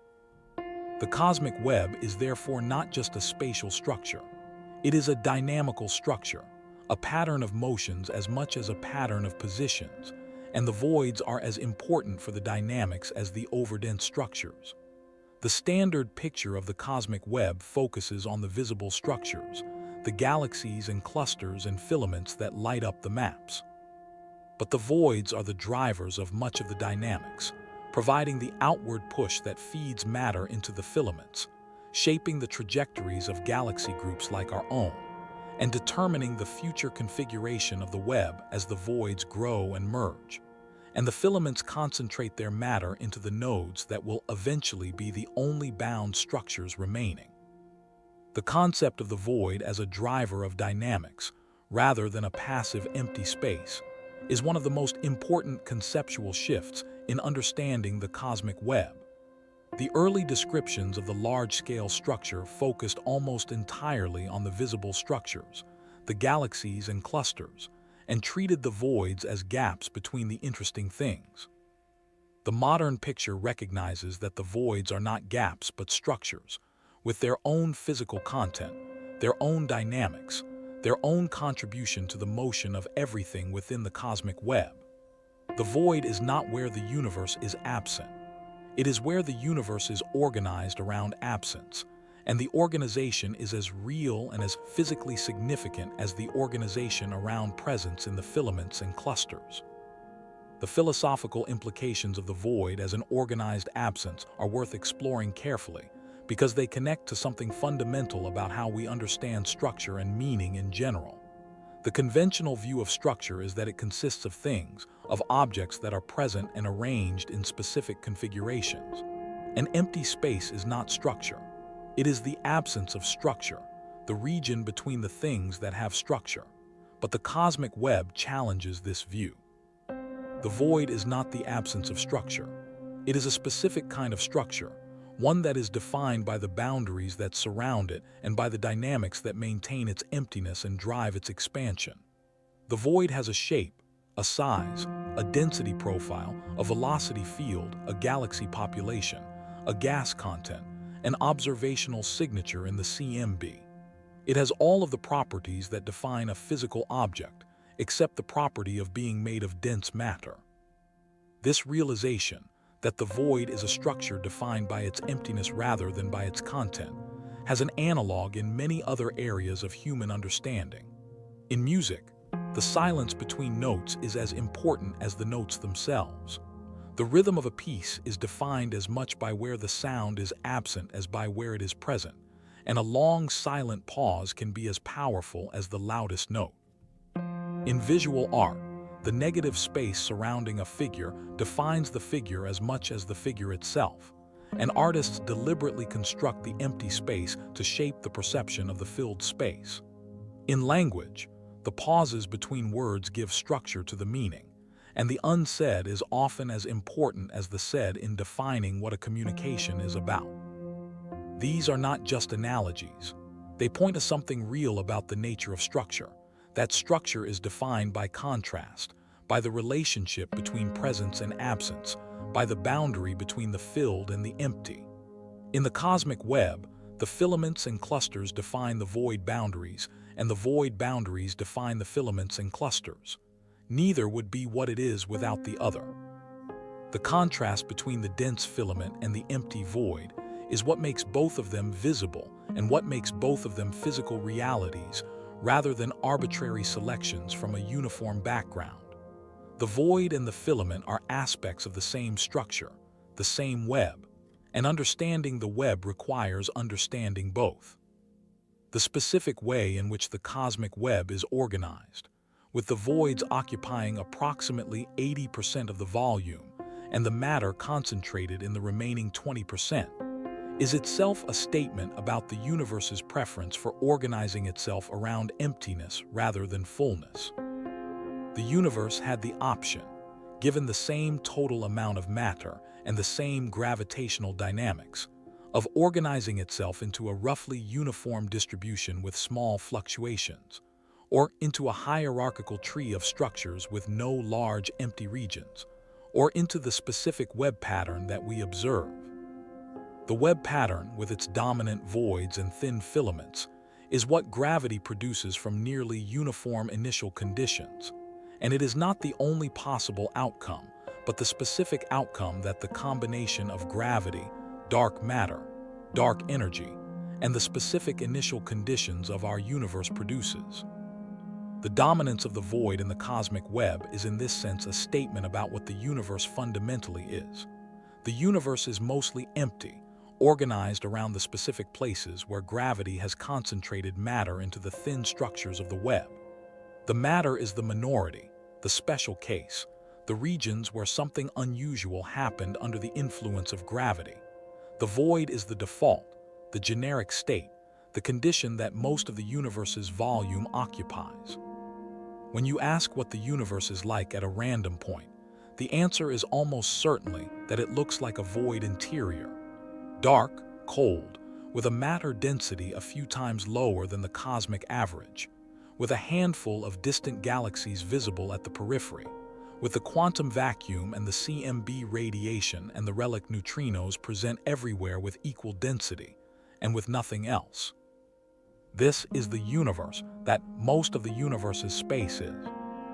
Not the universe of burning stars and forming planets and complex chemistry and biology, but the universe of cold, sparse dark matter and diffuse hot gas and the incessant hum of the quantum vacuum. The universe of the stars and galaxies is a small and special subset of the universe of the voids, a set of regions where an unusual coincidence of density and chemistry and stellar evolution produced the warm, bright environments that we inhabit and that most of our cosmological observations are conducted in. The void is the majority. The filament is the exception. The night sky that we observe, full of stars and distant galaxies and the faint glow of nebulae, is therefore in a sense a biased sample of the universe. We observe from a position that is not in a void center, but near the edge of a void, in a region that has access to the filamentary structure of Laniakea and the relatively rich galaxy environment of the local supercluster. Our night sky is populated with visible galaxies in ways that it would not be if we were in the center of the Boötes Void, and our cosmological understanding has been shaped by the specific richness of our local environment. The galaxy surveys that reveal the cosmic web were possible because there were enough galaxies in our vicinity to measure, and the discovery of the web itself was possible because we had access to both the dense filamentary regions and the adjacent void regions within our survey volumes. A civilization in the center of a large void would have a very different starting point for cosmology. Their first cosmological maps would show a roughly spherical distribution of galaxies at large distances, with an empty interior. They would discover the uniformity of the CMB more easily, because the CMB would look more uniform to them than it does to us, with the large-angle temperature variations from the foreground large-scale structure being smaller, because less structure intervenes between them and the last scattering surface. They would have a harder time discovering the cosmic web, because the nearest visible web is far away and requires larger survey volumes to detect. And they would potentially have a much easier time measuring the vacuum energy, the cosmological constant, because the vacuum would be the dominant component of the energy density in their local environment, in a way that it is not in the filamentary environments where galaxies are more common. The discovery of dark energy, which was achieved by measuring the distances to distant supernovae, and finding that they were farther than expected in a matter-dominated universe, might have been achieved earlier and more easily by a void civilization, because the accelerating expansion is more apparent in an environment where the matter density is already low and the vacuum energy is already dominant. A void civilization might have realized, from local measurements of the expansion rate and the dynamics of their nearby galaxies, that the expansion was accelerating and that the universe was dominated by vacuum energy, without needing to survey billions of light years of the universe to detect the effect. The void, in this sense, is a laboratory for dark energy physics that is more accessible to local observation than the filamentary environments we are accustomed to. Our own position at the edge of the local void, rather than in its center, has given us both advantages and disadvantages as cosmologists. The advantage is that we have access to a rich enough galaxy environment within a few 100 million light-years to discover the cosmic web, and to study the galaxy population in both filamentary and void environments. The disadvantage is that the local structure is complex enough to make the measurement of the fundamental cosmological parameters, like the Hubble constant and the matter density, more difficult, because the peculiar velocities induced by the local structure add noise to the measurements that must be carefully corrected. The Hubble tension, the discrepancy between the Hubble constant measured from the local distance ladder and the value predicted by the CMB, may in part be a consequence of our specific position in the cosmic web, where the local peculiar velocity field induced by the local void and Laniakea introduces a specific bias into the local distance ladder measurements. Some cosmologists have suggested that the Hubble tension could be partially explained by our position in a local underdensity relative to the cosmic average. If the region within a few 100 million light-years of us is slightly underdense, a local void on a smaller scale than the Boötes Void, but still significantly underdense relative to the cosmic average, then the local expansion rate would be slightly higher than the global average, because the underdense region expands faster than the cosmic mean under the influence of the dark energy and the reduced local gravitational pull. This would make the locally measured Hubble constant systematically higher than the globally measured value from the CMB, which is exactly the direction of the observed Hubble tension. Whether a local underdensity of the required size and depth exists in our vicinity is being tested by galaxy surveys, with some evidence for a local underdensity on scales of a few 100 million light-years, but with the amplitude being debated. The connection between our local void environment and the Hubble tension is a specific and testable hypothesis that illustrates the practical importance of understanding voids for fundamental cosmology. The large-scale structure of the universe, including the specific void environment we inhabit, is not just an interesting astrophysical curiosity. It affects the precision of our measurements of the fundamental cosmological parameters and may be contributing to the most significant tension in current cosmology. Understanding the void in this sense is not separate from understanding the universe as a whole. It is part of the same program of precision cosmology that is trying to measure the properties of dark energy and the growth rate of structure with enough precision to test the standard model and reveal any physics that goes beyond it. The voids are also connected to one of the most fundamental questions in physics through their relationship to the vacuum energy. The energy density of the vacuum, the cosmological constant, is the same everywhere in the universe, in the densest cluster cores and in the most empty void interiors. It does not cluster. It does not respond to the local matter distribution.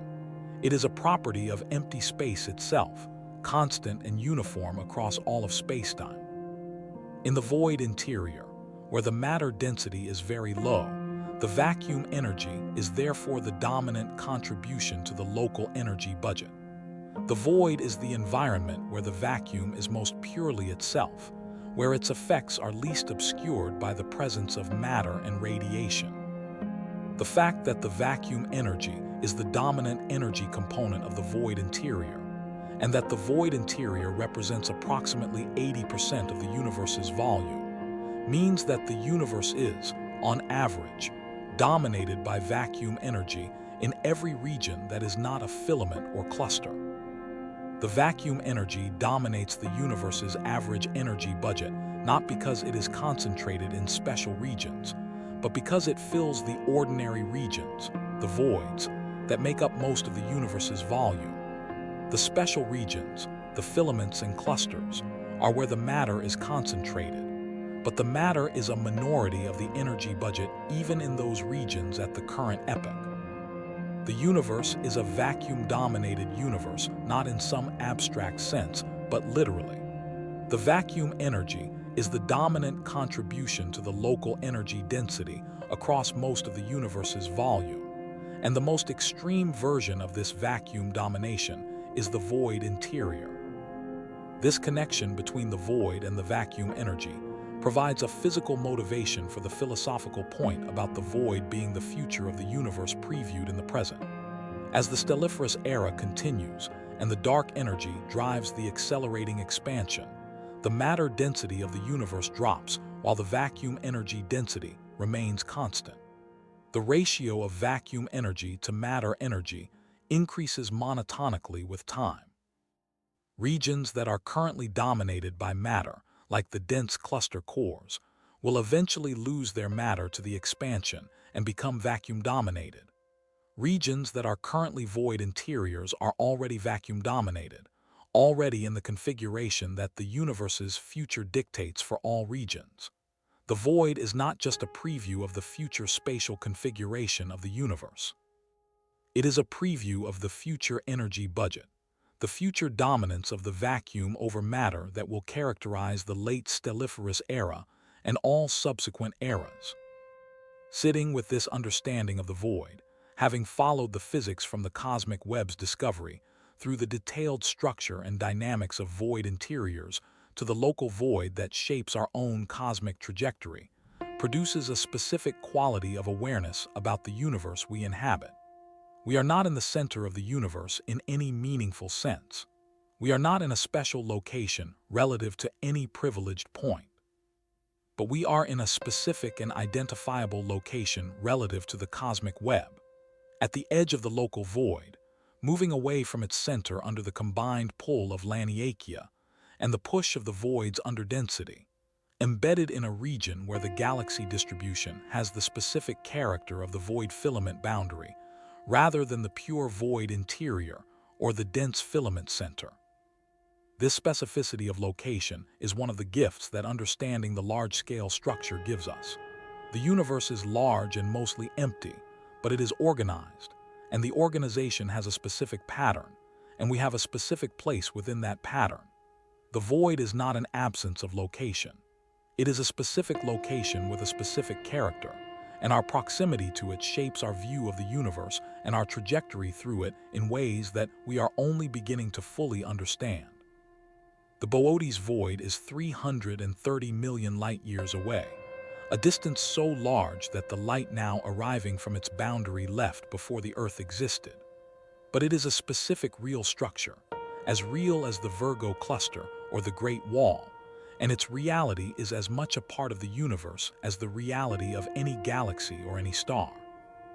The void is the universe's negative space, and negative space is not nothing. It is the shape of what surrounds it, the complement of the structure, the organized absence that defines the presence. The cosmic web is made of both, and neither is more fundamental than the other. The galaxies and clusters give the web its visible character. The voids give the web its structure, its geometry, its dynamics, its future. To understand the universe, you have to understand both. And to understand both, you have to be willing to look at the darkness and find in it not just the absence of the stars, but the presence of something else. The organized emptiness that is the dominant feature of the universe by volume, by energy, and by destiny. To understand both the web and the void is to read the universe in its entirety rather than in its highlights. Most of what we know about the universe, most of the observations and the theories and the discoveries that have shaped our understanding, comes from studying the highlighted regions, the overdense structures where matter has concentrated, and where the events that produce light and radiation and gravitational waves occur. The stars are in the filaments. The galaxies are in the filaments. The clusters are in the filaments. The supernovae and the active galactic nuclei and the neutron star mergers that have been the primary observational targets of astronomy are all in the filaments. Astronomy has been, for most of its history, a study of the filamentary universe, the 20% of the volume where the action is. But the network of voids that defines the structure of the cosmic web is not a backdrop to the action. It is a record, the most complete and least disturbed record available to us, of the initial conditions of the universe. The voids have not been processed by the violent events of star formation and stellar death and galaxy mergers that have erased or complicated the initial conditions in the dense regions. They have evolved slowly and linearly, under the gentle influence of gravity working on a slightly underdense initial state, amplifying that underdensity over billions of years in a way that preserves much of the statistical information about the initial fluctuations. The void distribution is, in this sense, a cleaner window into the primordial universe than the galaxy distribution in the filaments, because the linear dynamics of void evolution are better understood theoretically and less contaminated by the complex baryonic processes that make the dense regions hard to model precisely. The specific network of voids in the observable universe, the specific sizes and positions and shapes of the voids as mapped by galaxy surveys, encodes information about the primordial density fluctuation at scales larger than those accessible through galaxy clustering alone. The largest voids, spanning hundreds of millions of light-years, correspond to density fluctuations at scales that are only mildly nonlinear at the present epoch, meaning that the relationship between the current void properties and the initial fluctuations is relatively simple and well understood.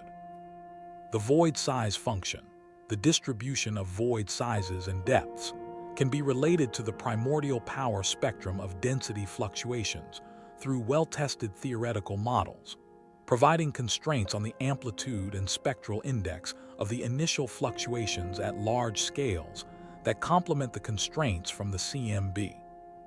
The primordial power spectrum, the distribution of amplitudes of the initial density fluctuations as a function of spatial scale, is one of the fundamental outputs of inflation and one of the most precisely measured quantities in cosmology.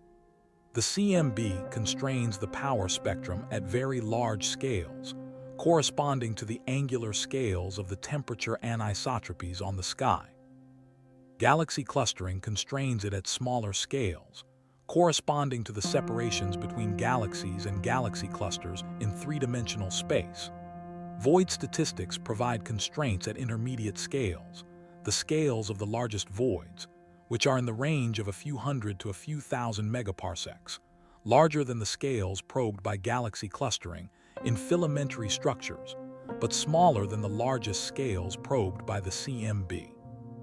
The combination of CMB constraints, galaxy clustering constraints, and void statistics provides a comprehensive measurement of the primordial power spectrum across a wide range of scales, from the largest scales accessible to the CMB down to the scale of individual galaxy halos. This comprehensive measurement tests the inflation prediction that the power spectrum is nearly scale invariant, with a slight tilt toward more power at large scales, across the full range of scales. If the power spectrum deviates from the inflationary prediction at any specific scale, that deviation would be a signature of specific non-standard physics during the inflationary epoch, potentially from a feature in the inflationary potential, or from a period of non-standard expansion before or during inflation. The void statistics, by constraining the power spectrum at scales intermediate between the CMB and galaxy clustering, provide the observational coverage needed to search for such features across the full range of scales. The relationship between the void network and the initial conditions of the universe extends beyond the power spectrum to the non-Gaussian features of the initial density field. A purely Gaussian density field, one in which the initial density fluctuations are drawn independently from a Gaussian distribution at each point in space, would produce a specific statistical distribution of void sizes and shapes. Non-Gaussianity in the initial conditions, whether from inflationary models that produce non-Gaussian fluctuations or from primordial physics beyond the standard inflationary model, would modify the void statistics in specific ways. The abundance of very large voids is particularly sensitive to non-Gaussianity, because large voids correspond to very underdense initial fluctuations, which are in the tail of the distribution, and the tail of the distribution is the place where non-Gaussian effects are most significant. The measurement of non-Gaussianity in the initial conditions is one of the primary scientific goals of the Dacey and Euclid surveys, and void statistics are one of the probes they will use. the specific non-Gaussianity parameter called FNL local, which characterizes the coupling between long wavelength and short wavelength fluctuations, is particularly well constrained by the scale-dependent bias of tracers of large-scale structure, including voids. A non-zero value of FNL local would be a signature of multi-field inflation or of specific features in the inflationary potential that are not present in the simplest single-field models. The current constraints on FNL local from the CMB and from galaxy surveys are consistent with zero, but the uncertainties are still large enough that significant non-Gaussianity cannot be ruled out. The next generation of surveys, including DAISY, Euclid, and the Square Kilometre Array, will reduce the uncertainties on FNL local by an order of magnitude, potentially revealing non-Gaussianity that is currently hidden in the noise. The void distribution is also sensitive to the nature of dark matter in a way that complements the constraints from galaxy clustering and from direct dark matter searches. The standard cold dark matter model, in which dark matter consists of heavy, slowly moving particles that interact only gravitationally with ordinary matter, predicts a specific void abundance and a specific void density profile. Warm dark matter models, in which the dark matter particles have significant thermal velocities that smooth out small-scale structure, predict fewer small voids and shallower profiles for voids of a given size. Self-interacting dark matter, in which the dark matter particles have significant cross-sections for interactions with each other, modifies the density profile of voids and halos in specific ways. The combination of void statistics with galaxy clustering statistics, and with direct observations of dark matter halos in clusters and dwarf galaxies, provides the most comprehensive picture of the dark matter properties across a wide range of scales and environments. The future of the void network as the universe continues to evolve is one of the most striking aspects of the long-term cosmological perspective. The voids are not static features of the universe. They are dynamic structures that continue to grow and evolve as long as the cosmic web continues to evolve. And the cosmic web will continue to evolve for a very long time, because the gravitational dynamics of structure formation are ongoing and will continue until the dark energy has separated the bound structures so completely that no further interactions between them are possible. In the near-term future, over the next few billion years of the stelliferous era, the voids will continue to grow in physical size as the expansion carries the void boundaries outward. The matter that currently forms the boundary shells of the voids will continue to flow into the filaments and clusters, sharpening the void boundaries and deepening the void interiors. The void network will become more extreme, with the void interiors becoming more underdense and the filaments and clusters becoming more concentrated. The cosmic web will sharpen, the contrast between the dense and the empty will increase, and the universe will become more organized around the pattern of the web rather than less. As the stelliferous era progresses and the last stars form and begin to age, the sources of the radiation and gravitational wave backgrounds that currently fill the universe will diminish. The cosmic optical background, the integrated light of all the galaxies that fills the void interiors as a faint diffuse radiation field, will gradually fade as the stellar populations age and the star formation rate declines. The cosmic X-ray background, produced by active galactic nuclei and by the hot gas in clusters and filaments, will also fade as the black hole accretion rates decline with the declining gas supply. The void interiors, already quiet relative to the filamentary regions, will become quieter still as the sources of radiation beyond the CMB and the neutrino background switch off one by one. The void interiors of the late stelliferous era will be among the most extreme environments in the universe, combining the maximum expansion rate, the minimum matter density, and the minimum radiation background of any region that still has stars and galaxies at its boundary. The isolated void galaxies, the few dwarf galaxies that formed in the void interior and have been evolving there in relative isolation, will be the last active environments within the void, burning through the last of their gas reserves in the final generations of star formation. When those stars are gone, when the last void galaxy has used up its gas, and its stars have cooled to white dwarfs and neutron stars, the void interior will be truly dark, lit only by the fading infrared glow of the cooling stellar remnants at enormous distances. The transition from the current epoch to the degenerate era will transform the void network in a specific way. The filamentary structures that currently define the void boundaries, the dense sheets and filaments of galaxies that mark the edges of the voids, will gradually lose their gas and their active star formation. The galaxies in the filaments will age and redden as their stellar populations evolve and their gas supply is exhausted. The clusters at the filament intersections will become increasingly dominated by old red elliptical galaxies as the blue star-forming galaxies merge into them and their gas is stripped. The boundary between the void and the filament, currently marked by the contrast between the sparse void galaxies and the dense filamentary galaxies, will become subtler as both populations age and dim. The void will not shrink. It will simply become harder to distinguish from the surrounding structure as both become dark and cool. In the degenerate era, the concept of a void as defined by the absence of galaxies will become less meaningful because the galaxies themselves will no longer be luminous.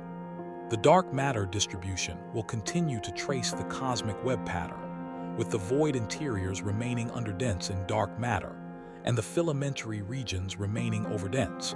But the observational signature of this structure in terms of visible light will have faded.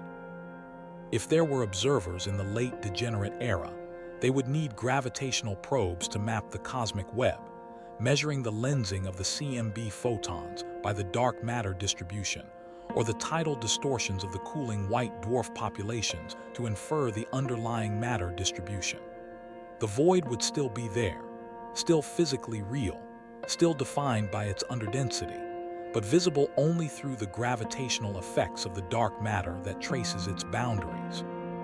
In the black hole era, after the white dwarfs and neutron stars have either decayed through proton decay or been disrupted by quantum tunneling, the cosmic web as a physical structure will persist only in the dark matter distribution and in the gravitational influence of the black holes that have survived. The supermassive black holes at the former cluster cores will be the last objects that carry the memory of the cosmic web structure, their masses encoding the history of the matter that accumulated at those specific nodes over the entire history of the stelliferous era. The voids will be identifiable, in principle, as the regions between these final black holes, the regions where the dark matter concentration is lower and the spacetime is more nearly flat. The void is the last structure to disappear, because it is defined not by the presence of specific objects, but by the absence of them. And the absence is maintained as long as any structure remains to define what absence means. When the last black hole evaporates, when the Hawking radiation has carried away the final mass of the final supermassive black hole into the thermal background of the dark era, the cosmic web as a structure will be gone. The distinction between the former void regions and the former filamentary regions will have been erased by the diffusion of matter and radiation during the evaporation process, and by the enormous expansion of space that will have occurred in the intervening time. The dark era universe is a uniform, featureless, cold radiation bath, with no memory of the cosmic web that organized its matter for the first 100 trillion years of its existence, except in the specific correlations of the thermal radiation that Hawking's information preservation argument suggests must encode the entire history of what fell into the black holes. The void and the filament, the two poles of the cosmic web structure, will have merged into the same featureless background, indistinguishable from each other in any physical measurement. But before that, in the long middle of cosmic history, in the stelliferous era that is currently in progress, The cosmic web is as real and as precisely structured as any physical system in the universe. The voids are real. The filaments are real. The specific pattern of their arrangement, the specific sizes of the voids, and the specific thicknesses of the filaments, and the specific masses of the clusters at the intersections, is a physical fact about the universe that encodes its entire history from the quantum fluctuations of the inflationary epoch to the gravitational dynamics of the current epoch. Reading that pattern, understanding the physical processes that produced it, and using it as a probe of the fundamental cosmological parameters and the dark energy and the initial conditions, is the project of the large galaxy surveys and the CMB experiments and the gravitational wave observatories that are currently operating and under construction. The reading is ongoing. The SDSS has given us the most detailed three-dimensional map of the cosmic web ever assembled in the local universe. DAISY is extending that map to higher redshifts and greater precision. Euclid will map the cosmic web to redshifts of 2 and beyond, providing the most comprehensive picture of the large-scale structure of the universe ever obtained. The square kilometer array will trace the hydrogen distribution through the voids at redshifts from the present to the epoch of reionization. The Vera-Rubin Observatory will discover the faint dwarf galaxies hiding in void interiors that have been invisible to previous surveys. Each of these programs is adding to our understanding of the void network and the cosmic web, and each one is revealing new aspects of the universe's large-scale structure that were invisible at the precision of the previous generation of surveys.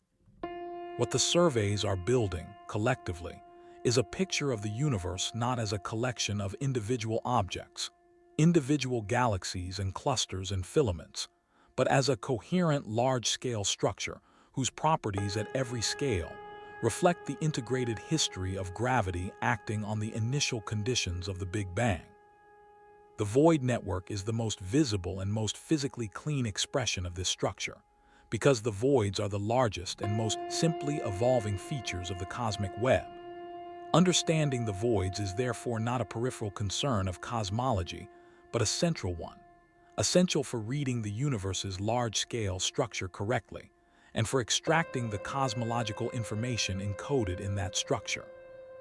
The night sky, which is the starting point for all of this, the dark between the stars that human beings have been looking at for as long as there have been human beings to look, is the smallest scale version of the void. The darkness between the stars of the Milky Way is not the cosmic void, but it has the same character. It is organized emptiness, the specific arrangement of dark space that defines the positions of the stars relative to each other, and that gives the night sky its structure. The Milky Way's disk, with its dense concentration of stars in the plane and the relative emptiness above and below, is a structure defined as much by its empty space as by its stellar content. The specific pattern of dark lanes in the Milky Way, the regions where dust clouds block the starlight, are another level of organized absence within the galaxy's structure. At every scale from the dust lane in a galaxy to the 300 million light-year Boötes Void, the universe is organized around the contrast between presence and absence, between the filled and the empty, between the concentrated and the diffuse. The cosmic web is the largest and most completely organized version of this contrast, the pattern of structure that encompasses the entire observable universe, and that defines the largest coherent structures that gravity has produced. The void network is the organized absence at the heart of this pattern, the complement of the galaxies and clusters that most of our science has been focused on.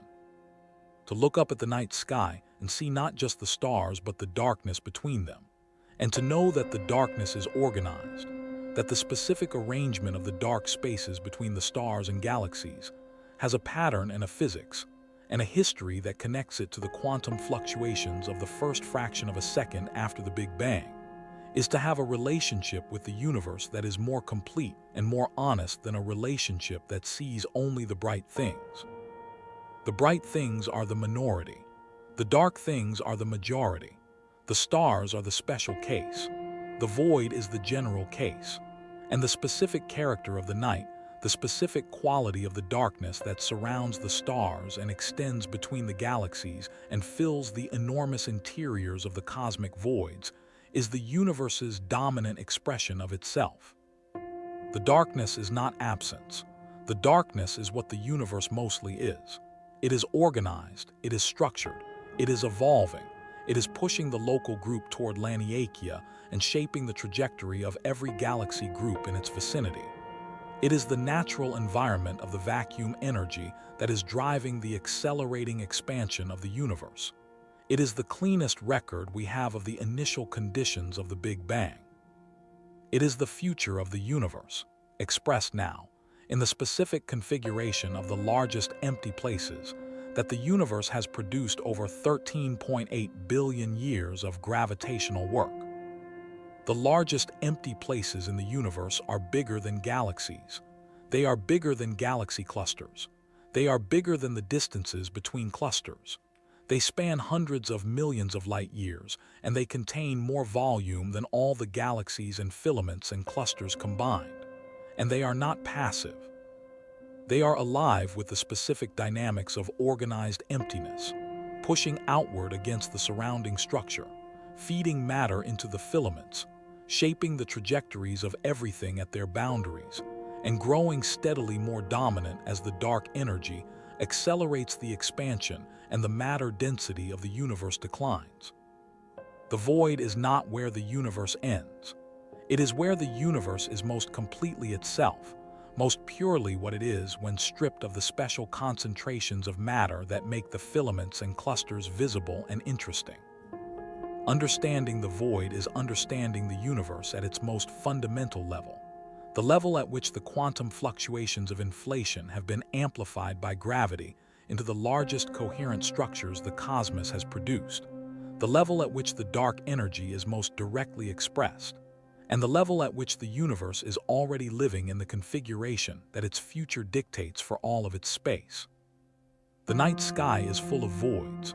Between every pair of stars, between every galaxy and every other galaxy, between every cluster and every other cluster, there is void space, organized by the same physics and the same history as the cosmic voids we have been discussing all night, differing only in scale. The darkness of the night sky is a small and local version of the vast organized darkness of the cosmic voids, and looking up at it is looking at the dominant feature of the universe, expressed at the scale that is most immediately accessible to the human eye. The universe spent 13.8 billion years organizing its emptiness into the specific pattern of the cosmic web. The voids are the record of that organization, the most precisely preserved, most completely evolved, most physically clean expression of what gravity does over cosmic time to the slight initial underdensities of the primordial universe. The filaments and clusters are the galaxy-scale expression of the same process in the opposite direction. Together they are the universe, all of it, the whole structure from the smallest galaxy to the largest void, organized around the contrast between presence and absence, between concentration and diffusion, between the bright and the dark. And tonight, from this specific location at the edge of the local void, with the local supercluster on one side and the organized emptiness of the void on the other, the universe is doing what it always does, expanding, deepening the voids, sharpening the filaments, moving every galaxy group, including ours, along the specific trajectory that the local gravitational field dictates. The darkness outside is the edge of the local void. The stars visible in it are the product of the same initial fluctuations that produce the void. The specific darkness between the stars, and the specific arrangement of those stars in the Milky Way's disk, and the specific position of the Milky Way in the local group, and the specific position of the local group at the edge of the local void, are all aspects of the same physical reality. The cosmic web, expressing itself at every scale from the dust lane to the supervoid, organized around the contrast between presence and absence that is the universe's most fundamental structural principle. The largest empty places in the universe are bigger than galaxies, but they are not empty. They are full of the same quantum vacuum that fills everything, the same relic radiation from the Big Bang, the same dark matter that fills all of space, the same outward-flowing matter that was once their interior and is now their boundary. They are full of the specific kind of organized absence that the universe produces when gravity has time to work on a slightly underdense initial condition. They are the universe organizing itself around emptiness, and they are the dominant feature of the observable universe by volume, by energy, and by destiny. Thank you for spending this night in the empty places. This is dusk and discovery. The darkness outside is not nothing. Sleep well.